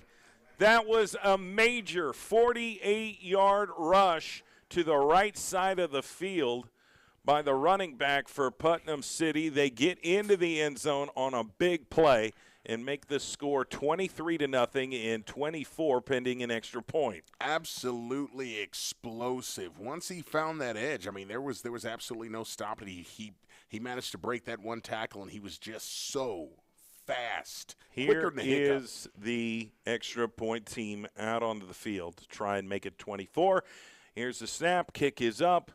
It is good indeed. The Putnam City Pirates are up 24-0 on the Northwest Classen Knights. We're going to take a quick commercial break. We'll come right back and see if Northwest Classen can cut the deficit and get on this scoreboard before halftime comes our way. It's our high school game of the week here on CBS Sports Radio, 105.3 FM, HD1, and the All City Sports YouTube page. This broadcast is sponsored by SSM Health at St. Anthony Hospital and Metro Technology Centers. We'll be back. Where can you get holiday ready and hosting the entire family ready? Lowe's, actually. Save on appliances like the 4-piece Samsung stainless steel kitchen suite. Was $5,146, now $3,016, for a total savings of $2,130. Save all season, backed by the Lowe's Price Promise. Check back daily for deals during Black Friday month and start saving now at Lowe's. Home to any possibility. Offer valid through 11/9. Terms and exclusions apply. See store for details. Learn more at lowes.com/price promise.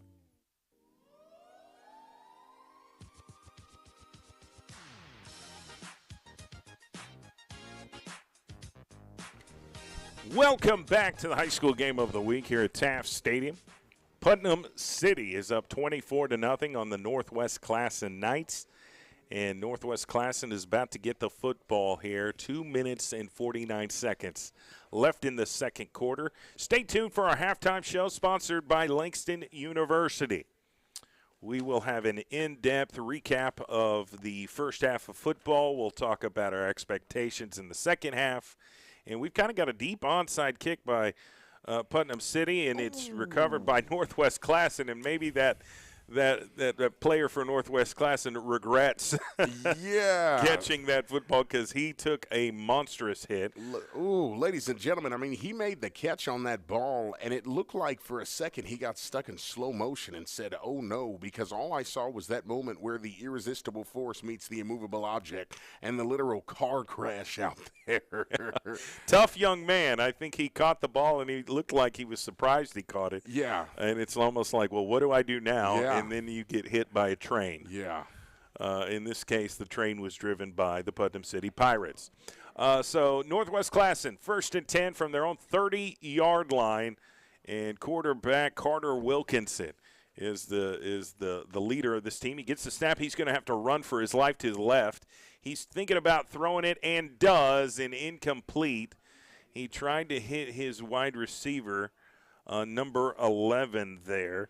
And that is Brandon Butler, who the coaching staff talked very highly of. It said, we think he's one of the better receivers on the team, and they're trying to do whatever they can to get him the football, but they're getting pressured pretty well by that Putnam City defensive line. Yeah, and I think it's obvious that Putnam City watched some film because they are on top of him. I mean, they're getting pressure. These DBs for PC, I mean, they are all over him. And I would suggest that Northwest Classen change their cadence a little bit because Putnam City is just getting off the ball really quickly. Yeah. And just like there on that play, the ball was like snapped and he was quickly sacked in the backfield. And, again, I think that's Tajay McCoy. Yeah.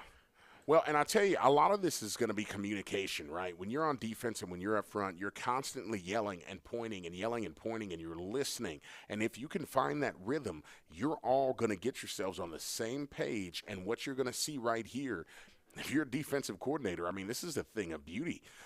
The constant penetration. They're constantly getting the edge, and they don't have an answer for it. Northwest Classen can just, if they just extend their cadence by 1 second, they're going to be able to draw Putnam City offsides and get some free 5 yards. And that was a 5-yard loss. So it's 3rd and 15 from their own 25. Minute 46 left in the second quarter. There is a timeout called by Northwest Classen, but we're going to stay right here because we're really close to halftime. We've got a whole halftime show prepared. We're also going to go over some of the other scores from around the state of Oklahoma. A lot of other games tonight with playoff implications. And teams are fighting for playoff seeding, and they're fighting for those last few spots in the playoffs. And we'll let you know what's going on around the state of Oklahoma in terms of other high school football games. But real quick, want to thank our sponsors. Big O's Pork and Dreams Barbecue, some of the best barbecue in Oklahoma City, has 2 locations, one in Edmond and one in Midwest City. And he'll be open tomorrow and Saturday if you plan on tailgating or just watching football with the friends and family. I would consider giving Big O's Pork and Dreams a call. They will provide the food, and it will be worth it. It's absolutely delicious, and I think the best menu item is the Fat Butt Baked Potato. And I know Sean has gotten it a couple times. Have you been able to finish it at one setting? I have never been able to finish the Fat Butt. The Fat Butt has finished me. Yeah, every time. That's right. All right, 3rd and 15 for the Classen Knights. Ball is snapped. Wilkinson looks. He fakes the throw. Now he throws over the middle, and he had a receiver but overthrew him a little bit. Pretty well defended by the Putnam City defense there, but that will stop the clock with 1:39 left.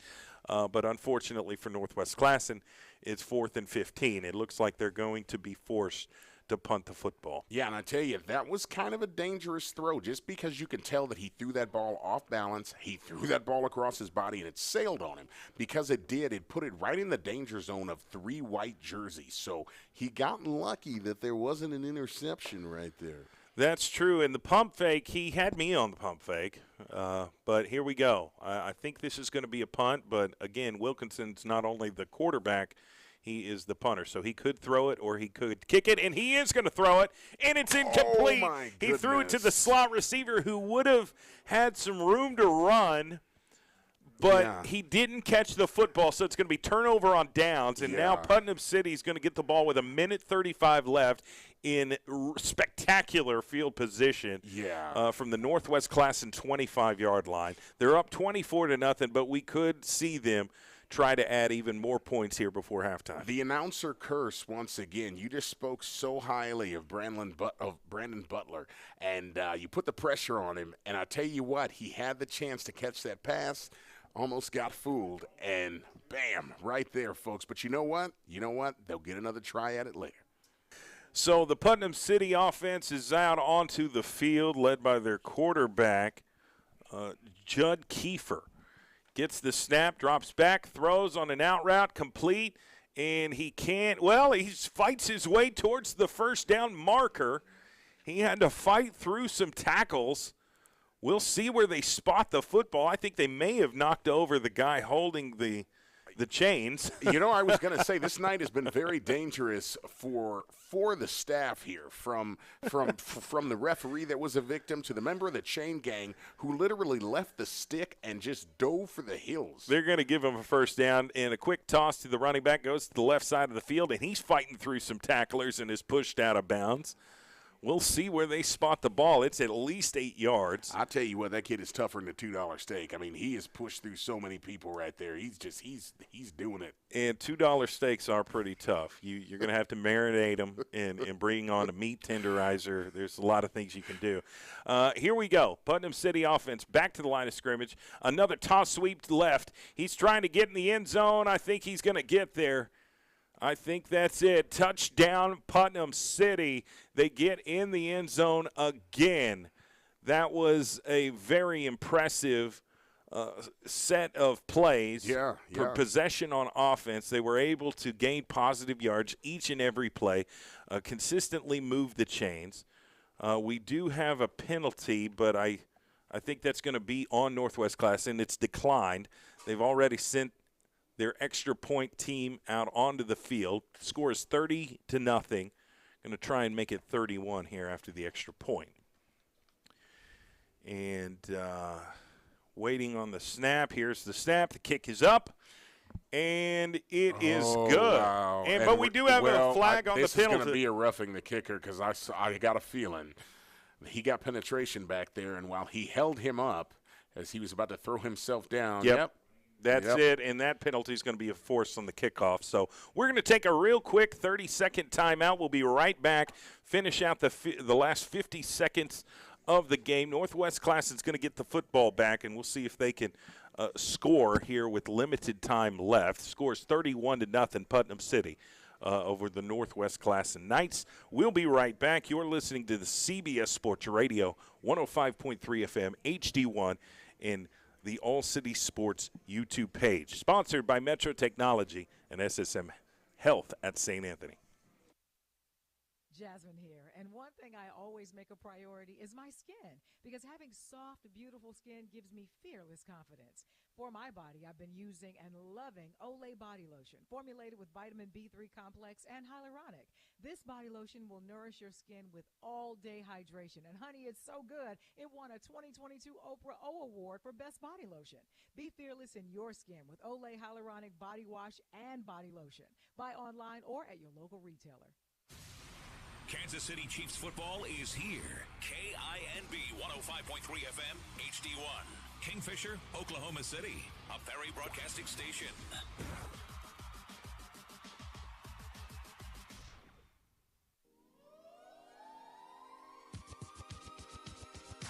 And the kickoff was kicked by Putnam City to Northwest Classen. And if I'm not mistaken, Sean, I think that might have been recovered by the Pirates.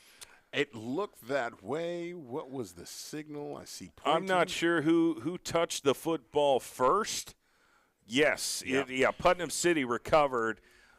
Northwest Classen wasn't able to secure the kickoff. It was kind of a deep onside, and they didn't secure the football, but Putnam City did. So they've got another possession on offense to increase the lead if they can do it. Kiefer gets the football. He's running to her right. He's going to keep it himself. Gets to the 30, 25. He's going to run out of bounds around the 25 to 24-yard line. That's going to stop the clock with 42 seconds left in the second quarter. You know, just what a play. His ability to be able to be elusive in the pocket, his ability to be able to find an edge and run away, and that same poor ref that took that football earlier almost got pushed down in that exchange as he almost got the Heisman pose to the Second chest. and 2 for the Pirates. They're going to quick option, and he did not pitch. He wanted to, but Northwest Classen got to him before he could make the pitch, and that's going to be a significant loss for the Pirate offense. And the clock is ticking. There is 25 seconds left, and it is tick-tock, tick-tock. And this could go to halftime if Putnam City chooses to do so, or they could run a couple plays and try and get in the end zone one more time here before halftime. Ball is snapped.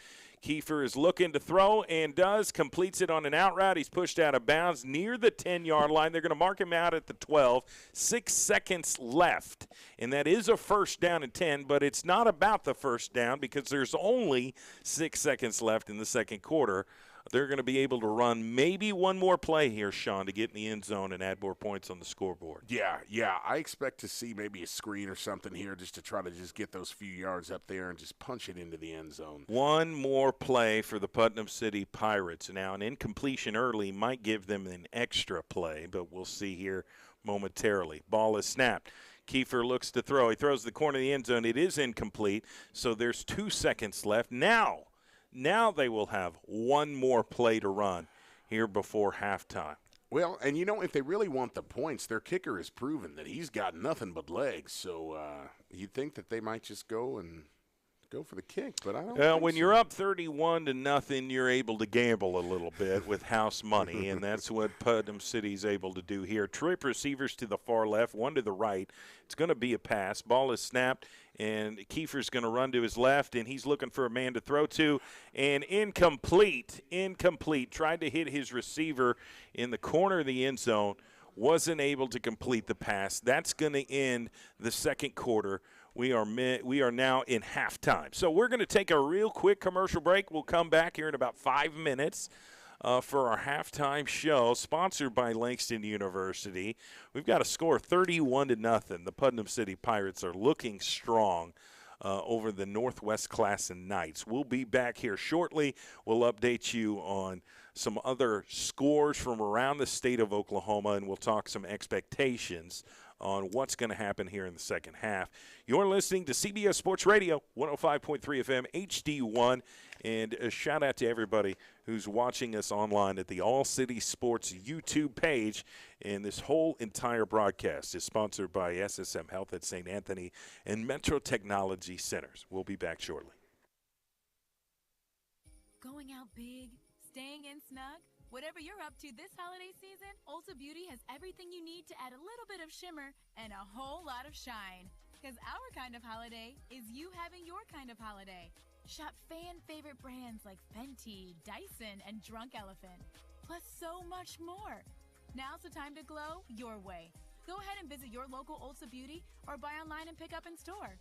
Ulta Beauty. The possibilities are beautiful.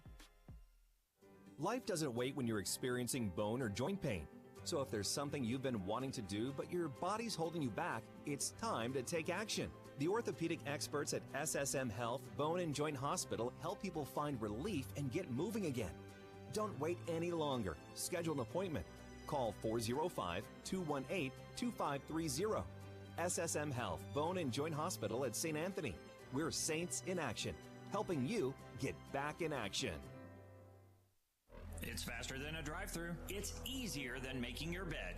And it's more satisfying than popping bubble wrap. What is it? It's iPrecheck at BoomerKia.com. iPrecheck at BoomerKia.com gives you transparency without the roadblocks and without the hassle. iPrecheck doesn't cost you anything. It doesn't even hurt your credit. In under a minute, you can get real interest rates, real payments, and your real credit score in real time for every vehicle on BoomerKia.com. Just answer a couple quick questions, and you can be on your way to driving home a brand new Kia, like the 2023 Telluride, the Kia Soul, or even the all-new, fully electric Kia EV6. So, the question is, if you haven't used iPrecheck yet, what are you waiting for? Visit BoomerKia.com right now. Click the iPrecheck banner, answer the quick survey, and get all the answers to your car questions instantly. All this without speaking to anyone, and without the risk of hurting your credit. Then visit Boomer Kia. We're off I-240 in South Walker.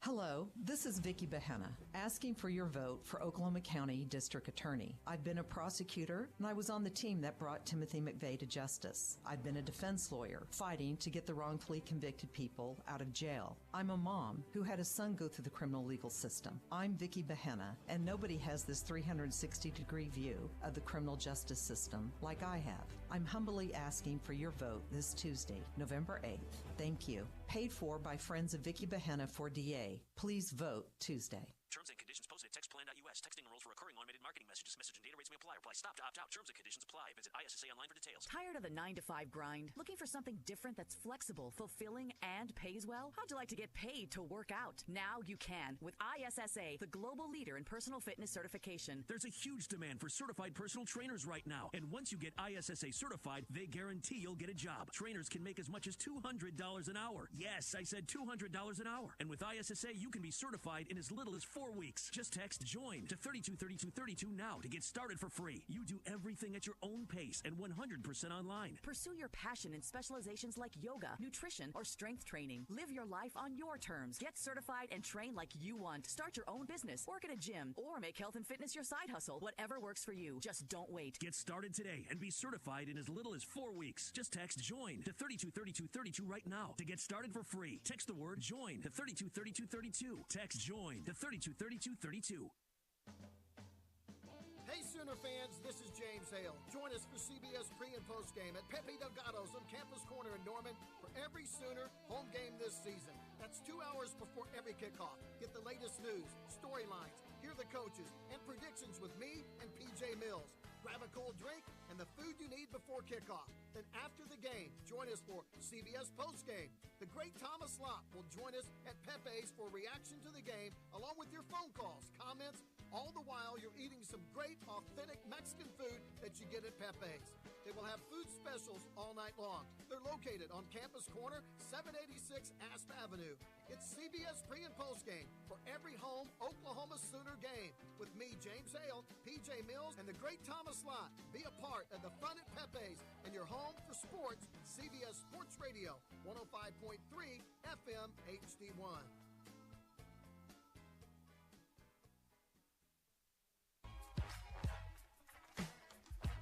Big O's Pork and Dreams has 2 locations to serve you. They're now open at Midwest City and still in their Edmond location. Big O's Pork and Dreams feature a menu with your favorite meats, briskets, ribs, pulled pork, chicken, hot links, and more. Big O's has their signature loaded smoked potato with the famous fat butt, also known as the Big Nasty. It's a loaded tater with a spare rib on top. Try Big O's loaded steak fries and barbecue pizza. Big O's Pork and Dreams has 2 locations in the metro. In Midwest City, 6003 Southeast 15th, and in Edmond, 285 South Santa Fe Avenue. And both dining rooms have active pure technology to reduce over 99.9% bacteria, viruses, and more. And that's air you can trust. Open Tuesday through Thursday, 11 a.m. until 9 p.m. and Friday and Saturdays, 11 a.m. until the meat runs out. Big O's Pork and Dreams has 2 locations, Midwest City and Edmond. Come get you one of these taters. Hey, Oklahoma! Get ready for some more high school football action from the state of Oklahoma. This Thursday night, November 3rd, it's the Putnam City Pirates against the Northwest Classen Knights. Live from Taft Stadium, Jay Slick and Sean Pryor are on the call. Pre-game starts at 6:30 p.m., kickoffs at 7 o'clock. Listen live on CBS Sports Radio 105.3 FM or watch the game live on the All City Sports YouTube page. It's the high school game of the week. Putnam City versus Northwest Classen. This Thursday night, November 3rd. Sponsored by SSM Health at St. Anthony, Metro Technology Centers, Big O's Pork and Dreams Barbecue, and Super Prep on Instagram. We are live and local sports on CBS Sports Radio, 105.3 FM, HD1. Every Monday, tune in at 6 p.m. for the Metro Tech Oklahoma City Public School Athletics Coaches Show. This great show will give a live, in-depth look at all athletic sports programs at Oklahoma City Public Schools. Hosted by former OU Sooner and John Marshall Bear standout Michael McDaniel. This show airs live from Chickasaw Bricktown Ballpark in downtown Oklahoma City. Listen on CBS Sports Radio 105.3 or with our app streamed by PPBC. And watch on our All Sports YouTube page. It's Oklahoma City Public Schools Athletics Coaches Show, sponsored by Metro Tech, CBS Sports Radio, 105.3 HD1. No act of kindness is too small, and to some, it means everything. It's in your power to prove life is truly a gift and not a possession to hide away. You have the opportunity to comfort the neighbors around us who deserve happier, healthier lives. At the United Way of Central Oklahoma, our partner agencies help thousands of children, adults, and families journey through grief, poverty, and so many struggles. So consider giving today at unitedwayokc.org. Jasmine here, and one thing I always make a priority is my skin, because having soft, beautiful skin gives me fearless confidence.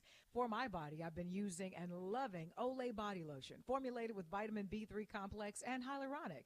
This body lotion will nourish your skin with all-day hydration, and honey, it's so good, it won a 2022 Oprah O Award for Best Body Lotion. Be fearless in your skin with Olay Hyaluronic Body Wash and Body Lotion. Buy online or at your local retailer.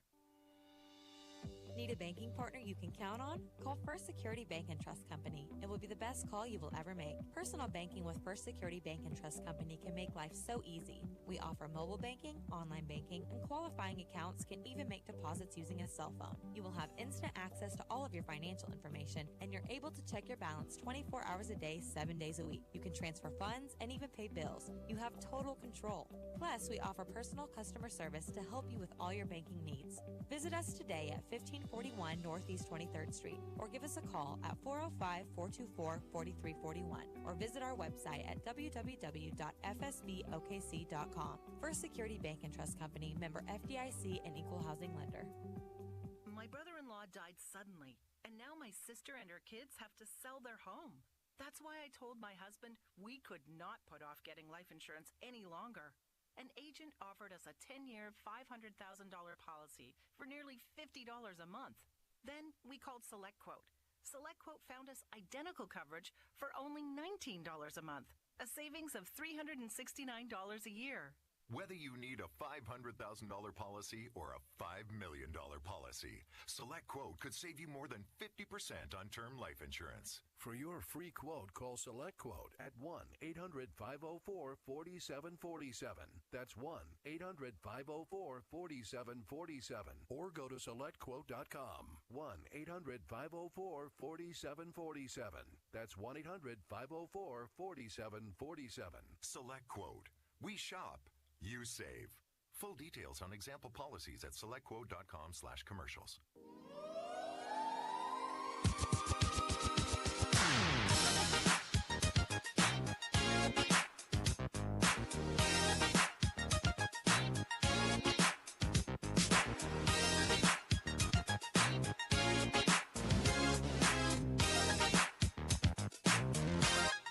Welcome back, ladies and gentlemen. You're in tune to the Halftime Show, sponsored by Langston University. If you've ever considered becoming a nurse or a physical therapist, you should most definitely enroll at Langston University today. LU is one of the leading state universities in producing nurses and physical therapists.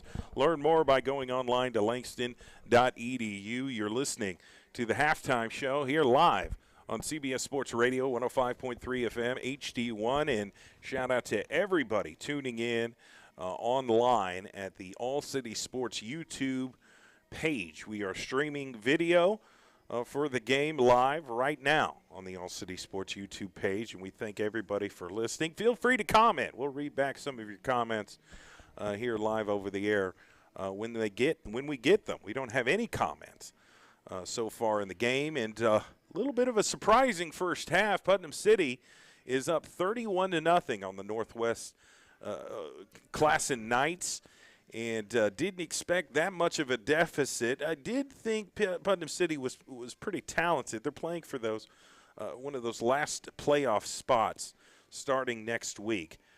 So we'll see what happens the rest of the night. But Putnam City's in good position, being up 31-0.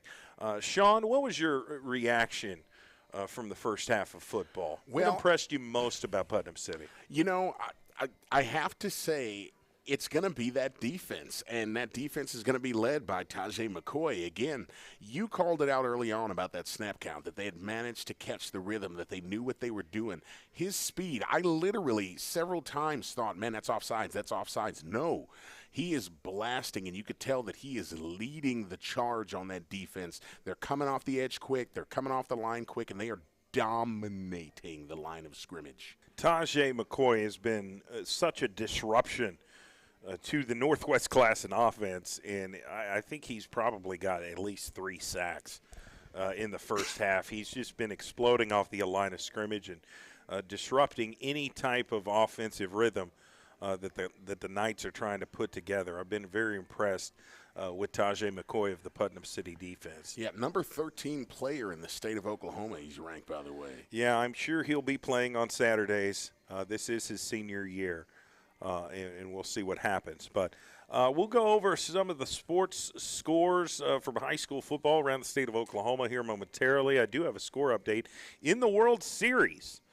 It is right now top of the fourth in Game 5 of the World Series. It's tied 2-2 between the Astros and the Phillies. The Astros are up 2-1. So it's anybody's ball game right now in Game 5 of the World Series. What's going on in high school football around the state of Oklahoma? Well, some scores from around the horn. Jinx and Bixby, I'll start with that. That game being played on ESPN2 tonight.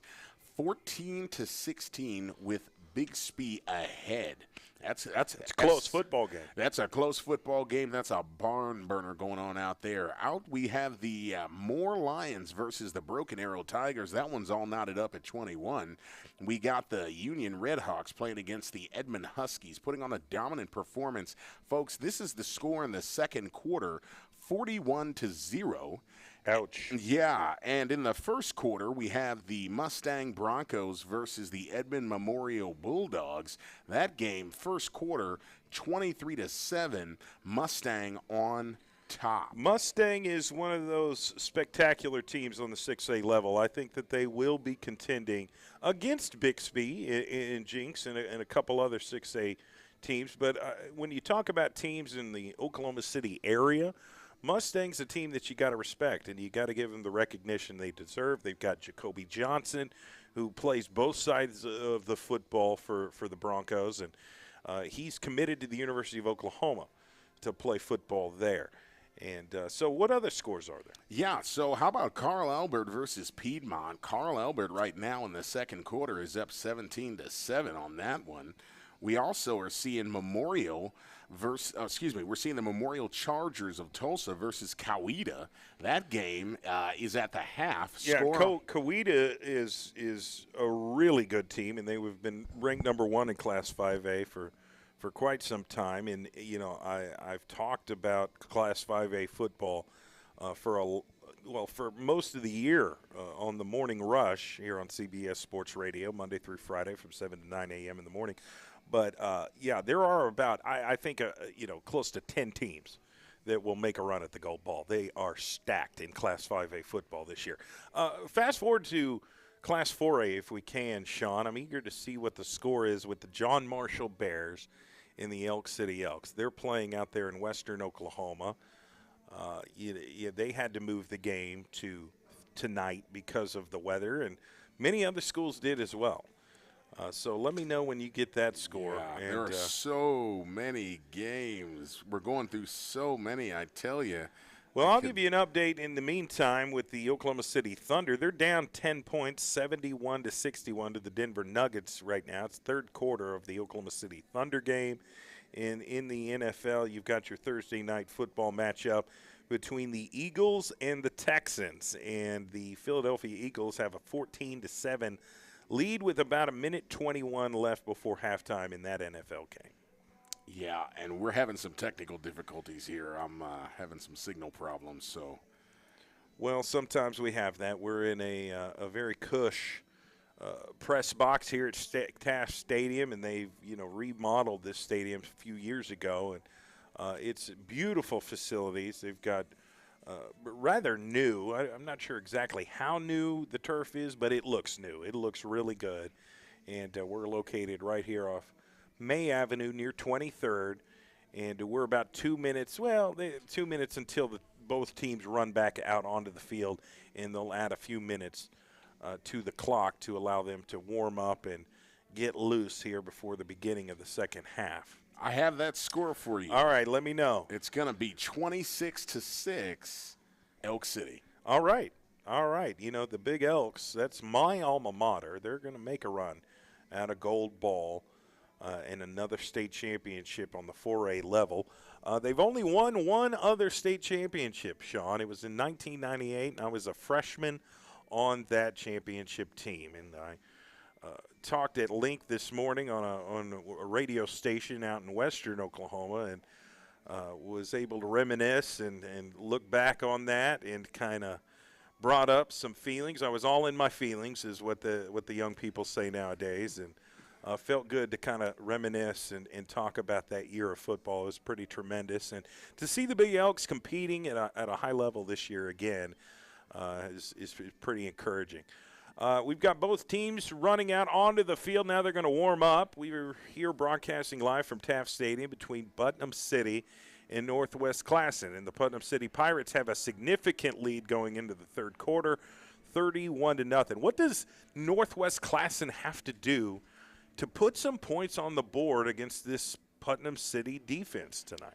I'll tell you, Northwest Classen has got to find an answer to Tajay McCoy, point blank. I mean, everything we just said earlier, he's coming off of the edge. He is literally destroying the quarterback's chance to be able to get anything going tonight. I mean, he is constantly in his face. He's leading that defense. Northwest Classen and their linemen have got to find an answer. Also, penalties. Penalties have got to be cleaned up. They're going to have to really settle down, folks. On my penalty count, I've got 4 penalties for offside. I've got 1 for holding, and I've got 1 for roughing the kicker so far, folks. That's 6 penalties in the first half. They've got to settle that down. They've got to get that taken care of. Also, the snap count. You mentioned it earlier. If Northwest Classen, if they can just slow down that snap count, if they can throw them off, because clearly, They've scouted, they can hear, they've learned what the cadence is on PC. They know they have to make an adjustment on that. Otherwise, nothing's going to change, and they're just going to keep coming off of that edge. They have got to find a way to slow them down. And I'm going to say this, too. If I am the coach or defensive coordinator, if I'm somebody back there, I'm going to say something that I've said before in another game, folks. I'm going to tell those kids the score is not going to change just because you're looking at it. It takes that individual effort. It's that 111. Oh. Everybody go out there and everybody give 110% and play that game. I agree. I think you said it best. And I would recommend to Northwest Classen to try to run the football. They've really been pro-pass the entire first half. But now that they're down 31-0, it's really going to be difficult to go back to the running game because every play that stays within bounds, the clock continues to run. So that's going to be an issue. Northwest Classen might be forced to throw the ball and continue to throw the ball. And they've been good at times. They've made some significant plays. They just haven't been as consistent, and they haven't been able to get it into the end zone to score some points. So we'll see what happens here momentarily. Both teams are going to their respective sidelines here, and we're about to get this second half started. Let's take a real quick 60-second commercial break. We'll come back and get this second half underway. I want to thank our sponsors tonight for broadcasting this game: SSM Health at St. Anthony, Metro Technology Centers, Langston University, Big O's Pork and Dreams Barbecue, Chuck Davis State Farm, A-Plus Lawn Service, and owner Milo Wilson, and Super Prep on Instagram. We really appreciate you sponsoring our broadcast. We'll be back momentarily for the start of the third quarter. You're listening to CBS Sports Radio, 105.3 FM, HD1, and we're on the All City Sports YouTube page. We'll be back. Hey, Oklahoma!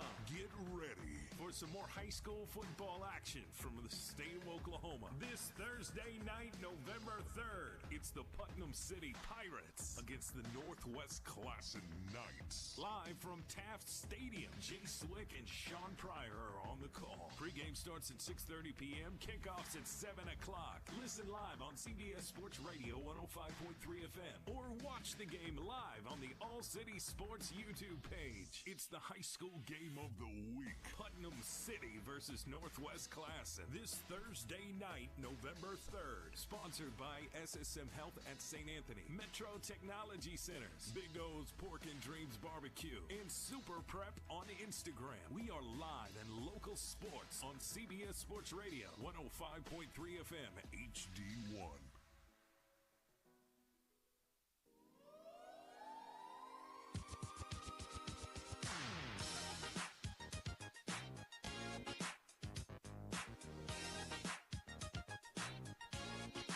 Welcome back to the football broadcast here on CBS Sports Radio, 105.3 FM, HD1, and Northwest Classen has kicked the football off to Putnam City. They returned at 35, and they're going to be tackled right around the 37, 38-yard line. 1st and 10 for the Putnam City Pirates. Not only do they have a 31-0 game, but they've got the football to start the third quarter, Sean. Yeah, I'm interested to see, are they just going to keep the ball on the ground? Are they going to change the personnel that we're seeing? I'm interested to see the look that we see from PCO and see, are they planning on coming out and hitting them in the mouth with the whole pirate ship, or are they just going to kind of, take it easy? We'll see momentarily. Shout out to everybody viewing the game on the All City Sports YouTube page. Feel free to comment on the game. We'll read your comments aloud over the air. That's the All City Sports YouTube page on youtube.com. Here's the snap. They're going to hand the football off to the running back, and he's going to be tackled for a loss. Then Northwest Classen defensive line got penetration and completely destroyed that play in the backfield. Jaylamon Lopez, number 17 for Northwest Classen. I mean, he literally just floated through there, got that tackle in the backfield. And that's what it's going to take. Again, Northwest Classen is going to have to be aggressive. They're going to have to turn this up to level 10. Second down and 12 for the Putnam City Pirates. They got twin receivers to the right, one to the left, one out back, and one running back to the left of quarterback Judd Kiefer. And he's going to get the ball, and he's going to run to his left, and he's going to get significant yardage. He's close to the first down marker. I guess there was a penalty on the previous play. Didn't realize that. My apologies. And we've got a new quarterback in for Putnam City. That's not Judd Kiefer. That's number 16, Elijah Ashbury. He's a sophomore quarterback for the Putnam City Pirates, and he's getting some burn here in the second half, getting some of those that much-needed experience. He's probably the quarterback of the future for the Putnam City Pirates going into next year, and now he's in the game. Third down and 2 for Putnam City. Hands the football off to the running back. Goes left. Now he's going right. He finds a crease, trying to get to the outside. Gets to the 50, and he's going to be brought down at the 49. It is positive yards. They needed 2. They got about 6. So new first down and 10 for the Putnam City Pirates. And I'll tell you what, especially if you're watching this on the YouTube right now, how physical does Classen look right now? I mean, they are pushing and shoving everywhere across this field. And they're making Putnam City work for it. That's for sure here on this possession. Number 31 is in the game at running back. That's Markway Walker, another sophomore for the Pirates. And first and 10, ball is snapped, hands off to Walker up the middle. He's quickly tackled by that Northwest Classen defensive line. He may have been thrown into a 1-yard gain. If he hadn't been thrown that direction, it probably would have been a 1-yard loss. I'll tell you what, the fire is lit under Jaylamon Lopez. That was number 17 once again. He is so fast. He's fired up here for this second half. Second and 9 from the 48-yard line, 8:40 left in the third quarter. From our understanding, there's going to be a running clock here in the second half, so not very much clock stoppage. They're going to option to the left, pitch to the running back, and he's going to fall down.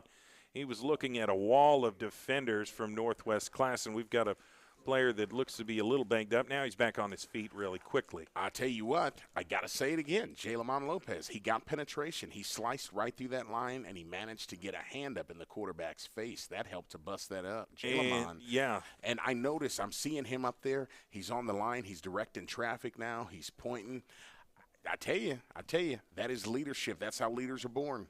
Third down and 9 from their own 49-yard line, right at midfield. Here's the snap. Quarterback's going to run right, trying to stiff arm his defender, and he can't do it. He's going to be brought down for a significant loss, and that's going to bring up fourth down and long and force Putnam City to punt the football to the Northwest Classen Knights for their first possession here on the second half.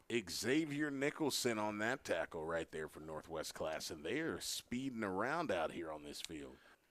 Back to return the punt for the Northwest Classen Knights. I think it's number 11, Brandon Butler, their stud wide receiver. He's also a punt returner and kick returner for Northwest Classen. And we're waiting on the snap here. Snap is good, and the punt is up, and they hit the punter. Again. There it is again. They knocked out the punter, so that's going to be a penalty, and I think it's going to be a free first down at 10 for Putnam City. Northwest Classen special teams made a significant mistake on that play. Folks, that's the second time tonight that we have seen a roughing the kicker penalty. I feel like roughing the kicker is usually pretty rare just because, you always know you got to stop short or you got to make that curve so that you don't make contact. Second time it's happened here again. They got to clean that up. Those are the expensive penalties in terms of yardage. And that was an expensive one, so the Putnam City Pirates are going to get a new first down and 10 and a new set of downs here, and they're going to be in much better field position, Sean. Yeah. I mean, look, man, this is some fresh baked, beautiful field position for them, and it's got to hurt, when it's just handed over like that. Yeah, we'll see what happens. And, Putnam City has put in a new quarterback. They've gone with some younger plays here to start the second half, and it was number 16, Elijah Ashbury, in at quarterback, and he's still in at quarterback. Got a new running back, too, Marquave Walker, who played a little bit on that last possession. So I think it's I don't know if there's any kind of penalty. Looked like somebody was offside. I'm not sure which team it was, but it looked bad. I couldn't help but only respond with the because it looked like so many different pieces and parts of the line moved that the machine was not running in tune. Fortunately, these refs are just, they're just letting them play. Yeah, that looks to be the case because I don't see any flags on the field. No. It was a 4-yard rush by the running back for Putnam City. 2nd and 6 from the Northwest Classen 41-yard line. Shotgun formation. Ball is snapped. They're going to run to the right, and he's going to throw complete on an out route, and it is going to be a first down for the Putnam City Pirates. That was about a 12-yard gain, and they needed 6. They got it 6 extra. Nothing's going to help that quarterback's confidence more than that right there. As he makes those throws, he hooks up with these guys, he's going to manage to settle in back there. This is an opportunity for Putnam City to get some of those younger players some experience because a lot of these guys are the future of the program. Ball is snapped, going to fake the handoff, and Ashbury's going to run to his left, cuts up field, gets tackled short of the marker, but a solid 8-yard gain. Quarterback sweep there, RPO, run-pass option. Yeah, and I'll tell you, you mentioned earlier, you talked about Mustang and how you got to put and how you have to put some respect on their name as a timeout gets called. You got to put some respect on their name. And I mention that because, again, my kid plays football, and it's interesting. As he plays at the 8th grade level, I managed to talk to the coach for Mustang who explained that they call it their own personal football factory. They run a lot of the same plays, and they do a lot of the teaching at the 8th grade level so that as they transition in their freshman year, they already know some of what's going on, and they can fill their heads and make sure they have high football IQ. So really, really interesting that you brought that up earlier, and then we see this happen before our eyes. Yeah, and I think that's a common thing. I've talked to a lot of football coaches myself, and they just talked about how important it is for their middle school programs to kind of create the foundation for them as football players to know the system, so by the time they got to the high school level, they're not lost. They can adapt quickly. Obviously, you need to get bigger, faster, and stronger and get on the field that way. But if you can, have an understanding of what they're trying to do and the terminology is the same, the quicker that they can get onto the field. Because I don't care how big, fast, strong you are. If you don't know the plays and you don't know how to run them correctly or play your position correctly, you're not going to be worth a dang as a football player. So here's the snap. They're going to hand the football off, and we've got a loose football, and it's picked up by the Northwest Classen Knights, and they're going to mark him down, and that is a fresh-baked turnover, is like what you like to say, Sean. Folks, I got to say it again. Can you guys believe this? It's Jalamon Lopez that punched that ball out and went to take off with it. He was going to head off to the races if not for a shoestring tackle that managed to hold him in place. I mean, wow. Northwest Classen showing some resilience, causing the turnover, and now they've got another opportunity on offense here. Late in the third quarter, there's about 3.5 minutes left until the ending of the third quarter, and 1st and 10 for the Northwest Classen Knights. Yeah, very impressed, very impressed. All right. Is Wilkinson still in at quarterback? He's a ways away from me. Let's see. He gets the snap, and it's going to be quarterback sneak up the middle, kind of a zone read. And he gets positive yardage. It's just not very many, maybe 2 before he's brought down. And he is still in. Yes, that is Wilkinson still in that QB. And they're going to say he got a 3-yard gain. So 2nd and 7 for the Northwest Classen Knights. Moving in the right direction right now. They need to be more consistent going forward and ultimately get in that end zone to cut the deficit a little bit. Here's the snap. They're going to throw it. If he can get some time, he shakes one defender, gets rid of it, incomplete. And Putnam City, is just showing how aggressive they are on the defensive line. Almost got the quarterback sack, forced him to throw the incompletion. And it probably saved his life, Sean, because he was about to get smacked. Yeah, I fully agree with that. That ball was intended for Xavier Nicholson. And, yeah, as you said, he was about to get smacked. He had to throw that ball, basically threw it at his knees. It wasn't a catchable ball per se, but at least he survives. 3rd and 7 for the Knights. Here's the snap. Wilkinson drops back. Now he runs left, trying to find a man.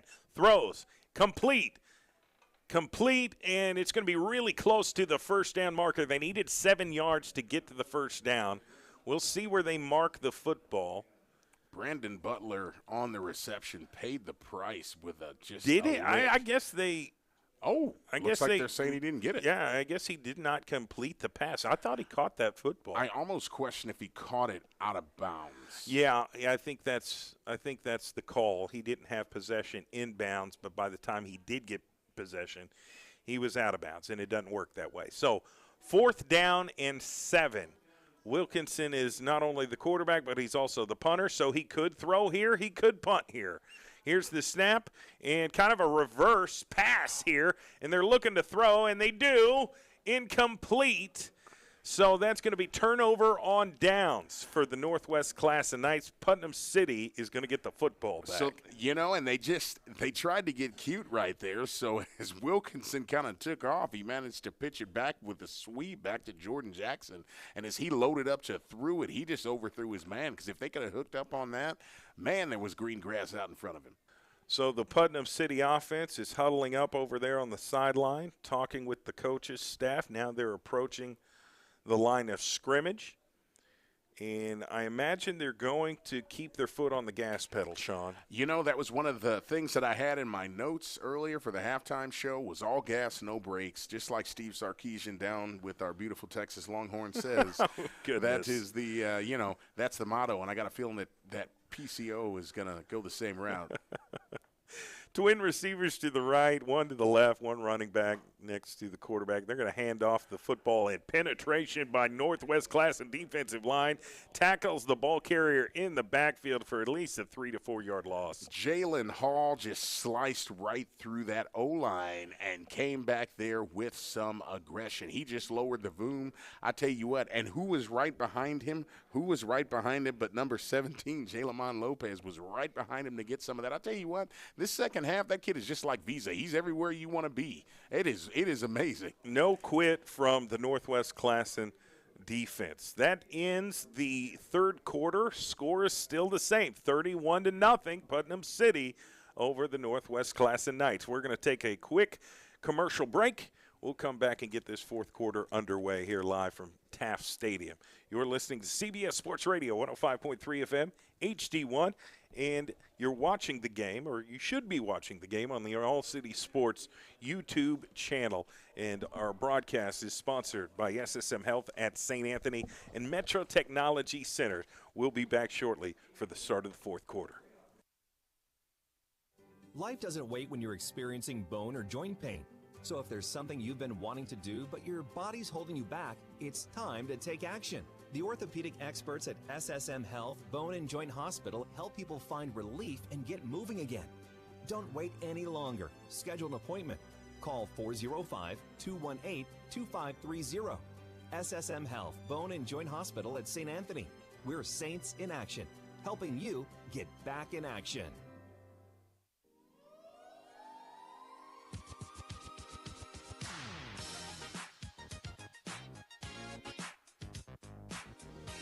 Welcome back to the start of the fourth quarter.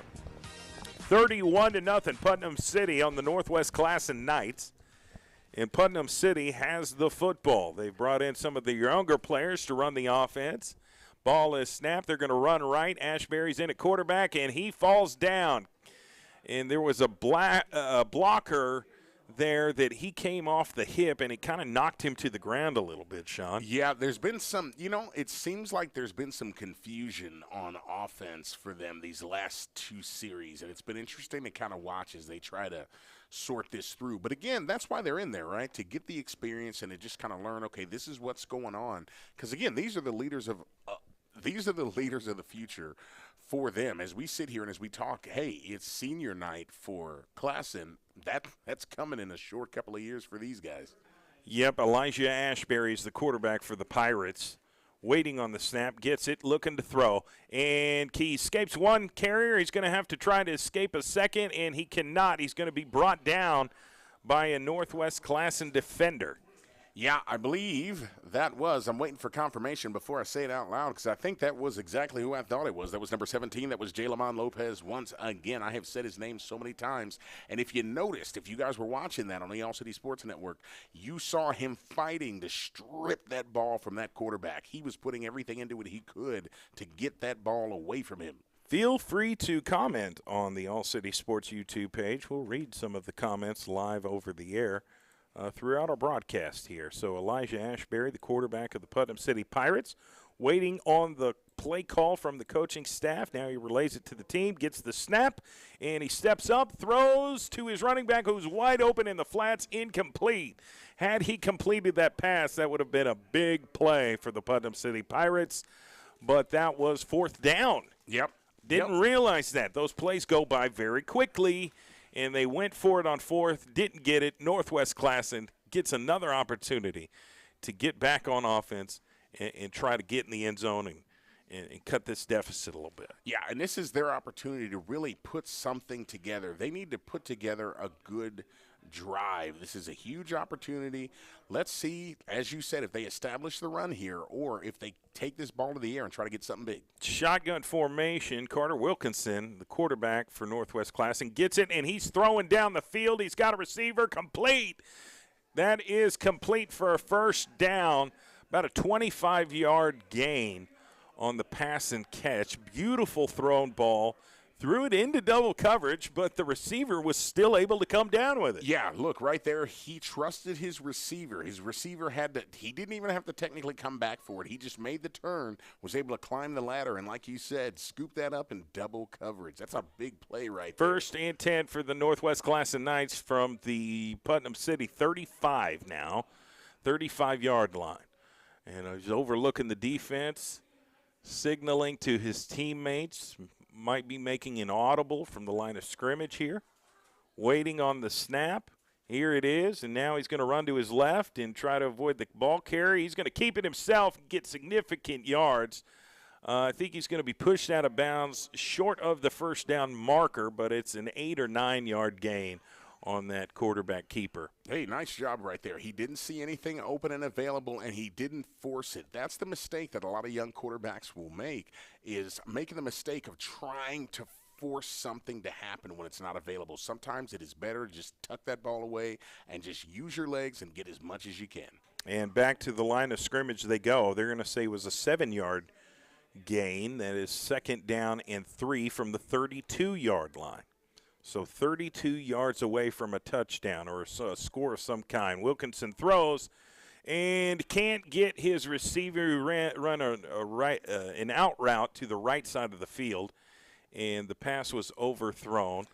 Yeah, that was so incomplete, and it's going to be third down and 3 here. Yeah, it was intended for Xavier Nicholson, and yeah, I mean they could not hook up right there. He was in stride too, and that would have been a big play if he was able to get his hands on it, but just not close. You don't want to see Northwest Classen lose this opportunity and lose control on this possession, because this is the best field position they've probably been in throughout the entire game. They've got to take advantage of this opportunity and get some points on the board in some way, shape, form, or fashion. Wilkinson in at quarterback. Got running back to his left and his right. He has to avoid one tackler, and he can't. Well, he can shake the second one. He can shake the third one, too. Oh, but are they going to mark him down? I don't know. The referee fell down, got hit by a player. Ladies and gentlemen, what looked like almost a cut block down there that the referee took. I mean, absolutely tumbled upside down, turned him inside out. Hat went one way, the zebra man went the other. But he is up and he's on his feet. This is the same judge that took a football to the breadbasket earlier, and he's going to have some bumps and bruises to show for it tomorrow. And they're going to mark him down. It's going to be 4th down right now, and that's going to be a loss of yards here. So not a good situation here. They really need to keep the drive alive. They got to get a first down here on this play. Shotgun formation. Ball is snapped. Wilkinson runs right. He may keep it himself. And no, he throws incomplete. He decided to throw it at the last second. There is flag on the field. Yeah, and I wonder if he threw that ball past the line of scrimmage. He tried to shades of Patrick Mahomes there, trying to just toss that ball real short, almost a baseball-like pass, and didn't work the last time, did not work this time. They're going to say it was a chop block on Northwest Classen, and that's going to be declined by Putnam City. That's going to be a turnover on downs for the Northwest Classen Knights. Putnam City is going to get the football back with about 5 minutes and 40 seconds left in this football game. Putnam City has a 31-0 lead. It's been all Pirates tonight. They've really been successful on both ends of the field, offensively and defensively. Even some of their younger players that they put into the game have played pretty well tonight. So been impressed with Putnam City and what they've been able to accomplish. Yeah, for sure. Again, so much experience. Okay, we have some late substitutions for Putnam City and shotgun formation. They've got another quarterback in. He hands the football off to Walker, who's quickly tackled in the backfield. That's going to be a loss of yards, probably a 2-yard loss. And Northwest Classen's defensive line, I think, has played pretty well. They just, can't stop the big play. Every now and then Putnam City will have a big play to get in the end zone or to score in some way. But we'll see where they mark it. It's 2nd and 10 here from their own 35-yard line. And what number is the quarterback there, Sean? Can you see? He hands off to Walker again. He's going to bounce off one defender. He goes right now. He goes left, and he's going to be tackled really close to that marker. That's a solid 9-yard gain. They might give him credit for 10. And they do give him credit for 10. That's a new first down for the Putnam City Pirates. And that's going to move the chains a little bit. 1st and 10 from the 45. That's Elijah Asbury out there at quarterback. Okay, 16. All right. I need to see the eye doctor, Sean. I'm glad I'm not a referee. All right, twin receivers to the right, one to the left, one running back. Walker to the left of Ashbury. He's going to hand off to Walker, who bounces it out, has 5, 6, 7, 8. Now he's going to be tackled after about a 12-yard gain. That is another 1st down and 10 for this young Putnam City Pirate offense. Look, right there, folks. Once again, just an absolute clinic in blocking. Everybody on that offense was picking up their block, and they were moving upfield, making sure that he had that lane so that he could get up there. Huge. Now they're in Northwest Classen territory, and they're going to mark the ball right around the 42-yard line. And is there a penalty on the play of some kind? Because I never saw a signal or a flag, but yet they're moving the ball all the way to the 22-yard line. Yeah, big march. So this is going to be the expensive variety. I'm not sure what happened on that penalty, but it was a bad one. Shotgun formation, one man in motion. Twins to the left. They're going to fake the handoff, and the quarterback's going to run left, and that's Ashbury. 20, 15, 10, 5, touchdown, Putnam City. The sophomore quarterback gets in the end zone for another Putnam City Pirate touchdown, and that's going to bring it to the 37-0. 38 pending an extra point. Yeah, speed is key right there, and he was very fast. He's clearly shaken up on the play as he's kind of hobbling back over. Looks like he might have turned an ankle on that one, heading back over there. To the victor go the spoils, and there as he just takes a seat on the turf. But great big effort right there. Again, massive effort to just keep it going and make that touchdown. All right, they're going to bring out the extra point team, but there is an injured player here on the field. Yeah. So we're going to stay right here. They're going to check on that player. It's nothing too serious. I think it might be kind of maybe an ankle injury or a cramp of some kind. Yeah. But really do appreciate everybody involved in our broadcast here tonight. Langston is operating our stream. We've got Deshaun on the camera, who does an incredible job. And then we've got Cameron, who's back at the station monitoring the board. So we really do appreciate you guys for helping us with the broadcast. And I just want you to know that I'm saying thank you. Sean is not. He has not offered his appreciation to you guys, but that's me. And we also want to thank our sponsors as well, SSM Health at St. Anthony, Metro Technology Centers, Langston University, Big O's Pork and Dreams, Chuck Davis State Farm, A-Plus Lawn Service, and owner Milo Wilson, and Big O's Pork and Dreams Barbecue, and Super Prep on Instagram. Waiting on the snap for the extra point. Here is the snap. Kick is up, almost blocked, but it is good. They got it through the uprights. The score right now is 38-0 with about 2 minutes left in this football game. It's been all Putnam City Pirates. And with the way this game is played out, and like I said, there's only 2 minutes left, so I think the victory is secure. Putnam City Pirates are playoff bound. Yeah. This is going to punch their ticket here tonight, absolutely no question, and in dominating fashion. This, however, I would like to say, with a minute and some change left, this is a chance for Northwest Classen to try to make something happen so that they don't have to walk away with a goose egg behind them. Yeah, I agree. This is going to be kind of a last-minute attempt for Northwest Classen to put some points on the board.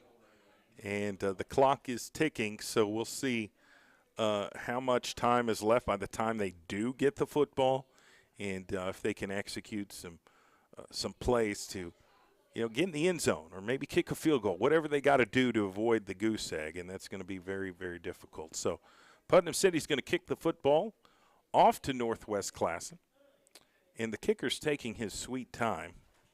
Absolutely. Under a minute left.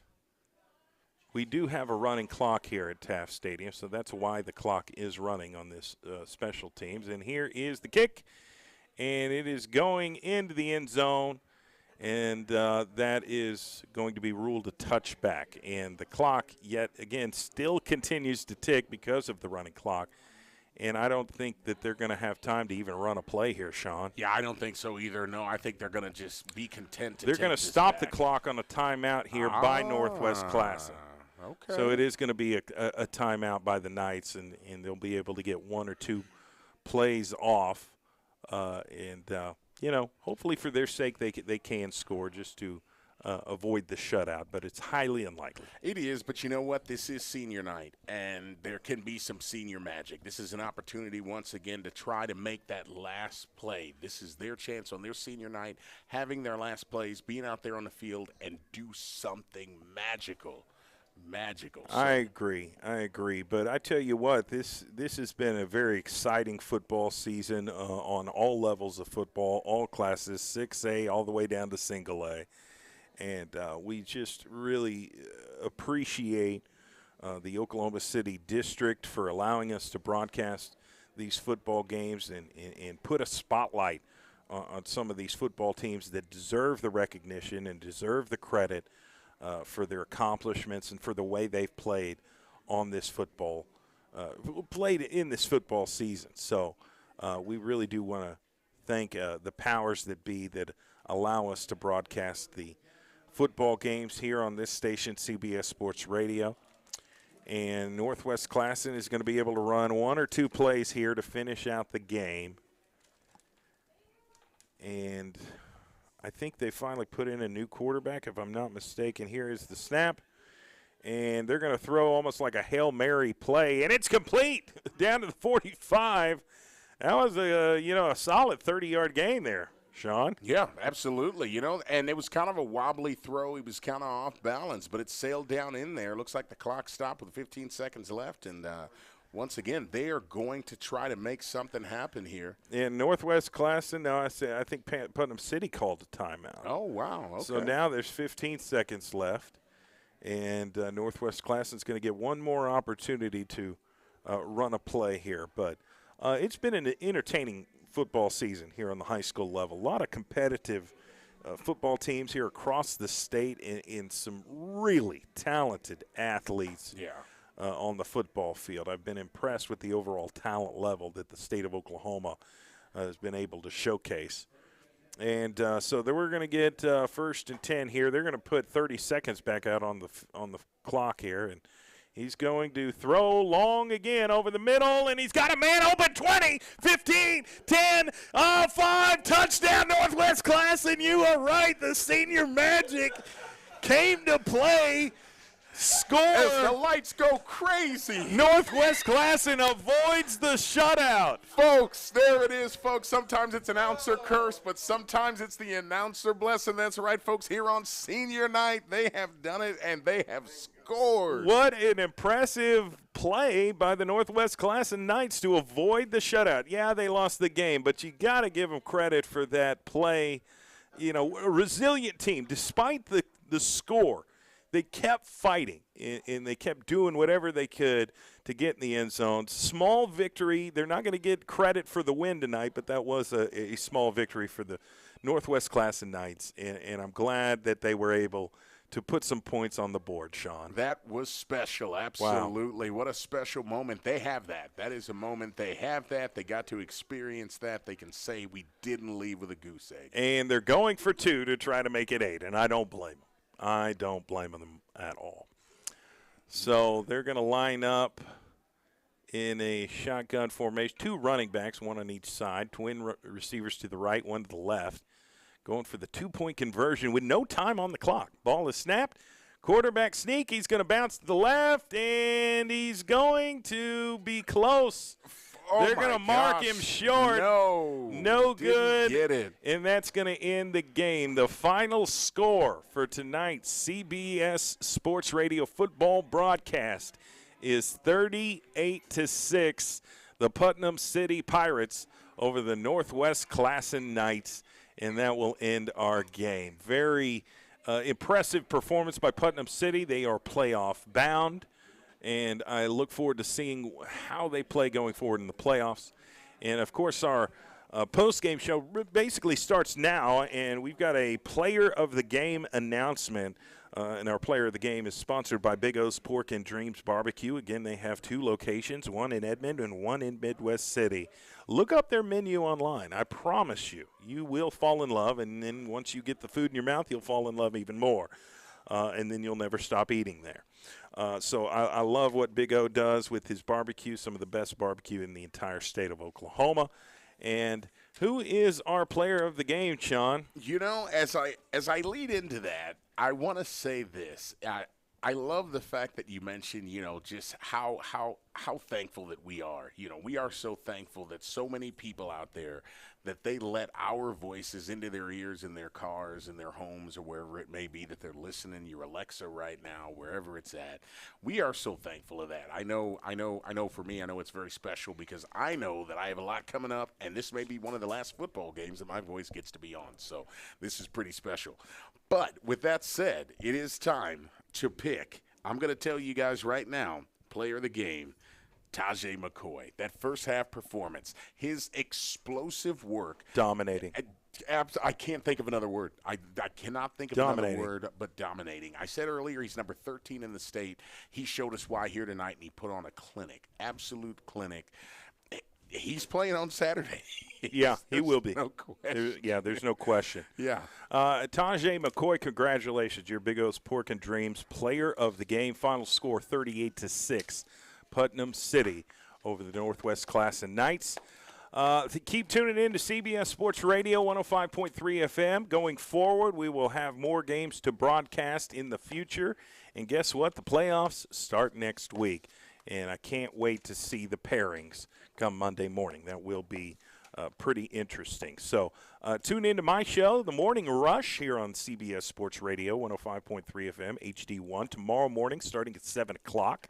and we'll recap tonight's game and some other scores from around the state of Oklahoma. We thank you guys for tuning in, and shout out to everybody tuning in online at the All City Sports YouTube page, and we look forward to broadcasting more high school sports going forward. Have a great night, Oklahoma. Be safe going home, and we'll catch you on the flip side. This is CBS Sports Radio, 105.3 FM, HD1. And, again, thank you, everybody, tuning in online at the All City Sports YouTube page. I want to shout out our sponsors one more time: SSM Health at St. Anthony's, Metro Technology Centers, Langston University, Big O's Pork and Dreams Barbecue, Chuck Davis State Farm, and A-Plus Lawn Service, and owner Milo Wilson, as well as our friends at Super Prep on Instagram. It's been a great night for football. Thank you guys for tuning in. We'll catch you on the flip side. You've just experienced the high school game of the week presented by SSM Health at St. Anthony. All season long, lock it in and feel the